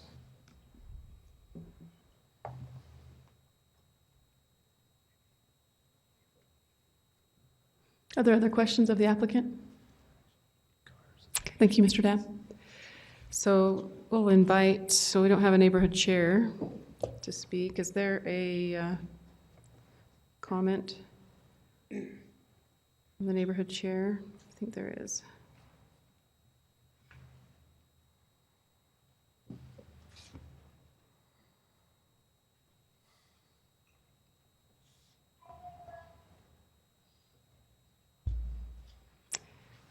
Staff was contacted by the neighborhood chair. Oh, this is the, hold on, let me make sure I'm on the right one. Yeah. Staff was contacted by the neighborhood chair for the Lakeview North neighborhood and a resident of the Timp neighborhood who is coordinating the neighborhood meetings in the absence of a current chair, both of whom opposed the proposed ordinance amendment. Franklin neighborhood chair was present at the meeting and spoke in favor of the proposed amendment. And what was the reasoning for being in favor in the Franklin neighborhood? Do you know? Were you at the meeting? I was there, and I'm not entirely sure of the reason for supporting, other than she felt it was fair. Mm-hmm. And what about the those opposed? Were there any other Those reasons opposed- that the neighborhood chairs were opposed? Yeah, they were very concerned about the possibility of having solid walls in the front yards. Okay, thank you.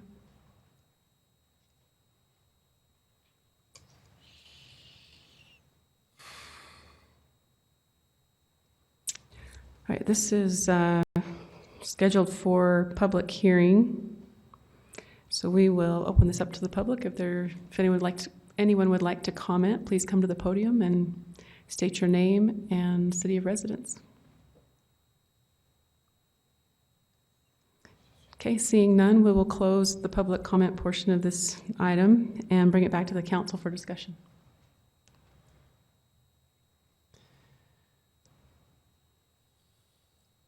Mr. Sewell? So I would be very reluctant to support an amendment that staff has said is concerned about potential impacts to health and safety, and that would likely result in undesirable, unforeseen consequences. And I would also be reluctant to support an amendment that had a unanimous recommendation for denial by the Planning Commission. So I would be in favor of denial, but on the other hand, I think the applicant has made some really good points. So about maybe some potential changes, maybe this isn't, well, I feel this isn't the right way to do it, but I'm not quite sure where to go with that. Because maybe there are some changes that we could look at that would address some of these situations, but Gary, any suggestions on that, or what are your feelings? Did you come away feeling like there might be some possible room for improvement in the current ordinance, or are you pretty satisfied with the way it is? Well, if I can dodge that question Okay. just for 1 second, and answer the one on how it works. And so you'll go out into a neighborhood and you'll show a fence. And from what I saw, I couldn't tell whether they complied or didn't comply. You need to take a little better look at it oftentimes to do that. Then comes the question, when was the fence put in? Because if it was put in when the law allowed it, it's not illegal, it's legal. It's just non-conforming. Non-conforming means it's legal. So this ordinance would make everything legal, because then if a road got widened, unless there was a provision in the ordinance that they had to take it down and things like that, it would be legal and they wouldn't have to take it down. It'd be non-conforming. Non-conforming is just another way of saying it's legal. It just doesn't comply with the current code, but it complied with the code when it was put in. And so Third South, the reason some of those fences and things like that are being removed, some of them may be illegal, I don't know, but UDOT's going in and buying property and they have to do that, so they have to take fences down as a part of that project.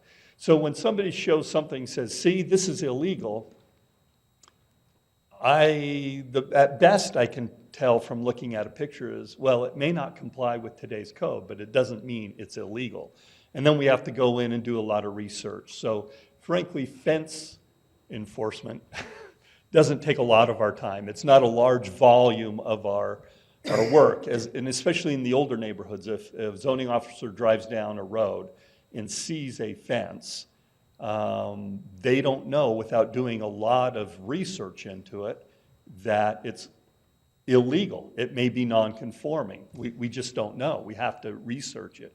And so since we don't know whether it's illegal, and it could be very well legal and non-conforming, we really don't have any belief that it is illegal, so we don't do research on it. When we get a specific complaint, like we did in this case, we look into it, and yep, there was a problem. Now, with the fence ordinance, could there be some improvements to it? Oh, I imagine there could be. I certainly know this ordinance goes to the point of allowing 6-foot high fences in the front yard right at the property line, which often is back a sidewalk or that's typically where it is. What those improvements are and what limited circumstances, this is also another one. While it's citywide and we send notification out to all neighborhood chairs, my guess is if you brought all the neighborhood chairs in here and said, did you know about this ordinance? Most of them would say, oh, we had no clue, and that they really don't know about it, even though the notifications went out and what this ordinance could mean.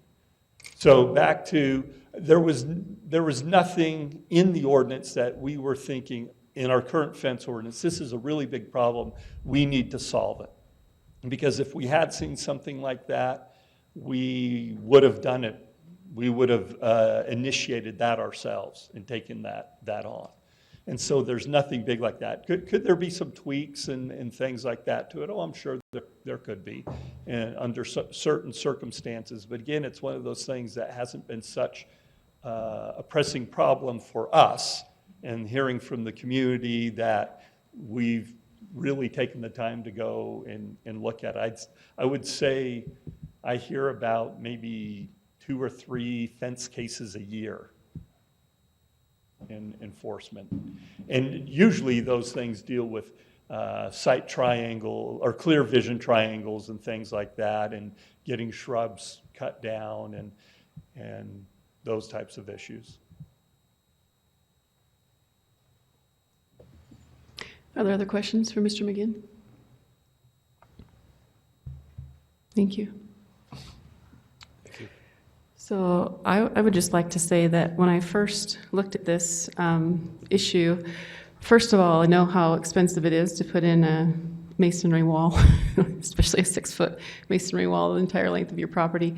And I did have some concern just for all the work that had gone in and to have to tear out a really nice, masonry wall.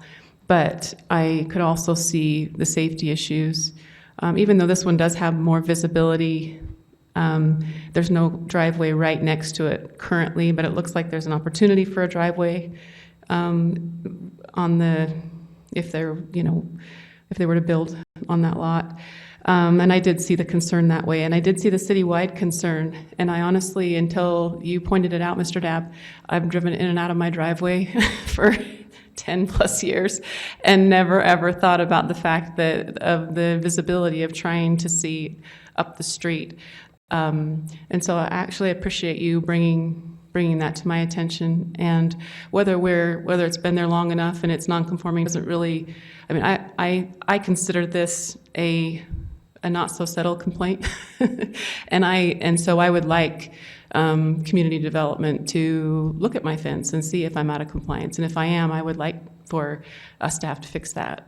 And make sure that we are, and my hedges, I can cut my hedges, that's not an issue either, but the fence is an issue, and the visibility is an issue, and I feel like I appreciate you bringing that to my attention, because honestly, like I said, even driving to the meeting today, it never even occurred to me that we had the very same situation that we were going to be talking about tonight, so thank you for bringing that to my attention.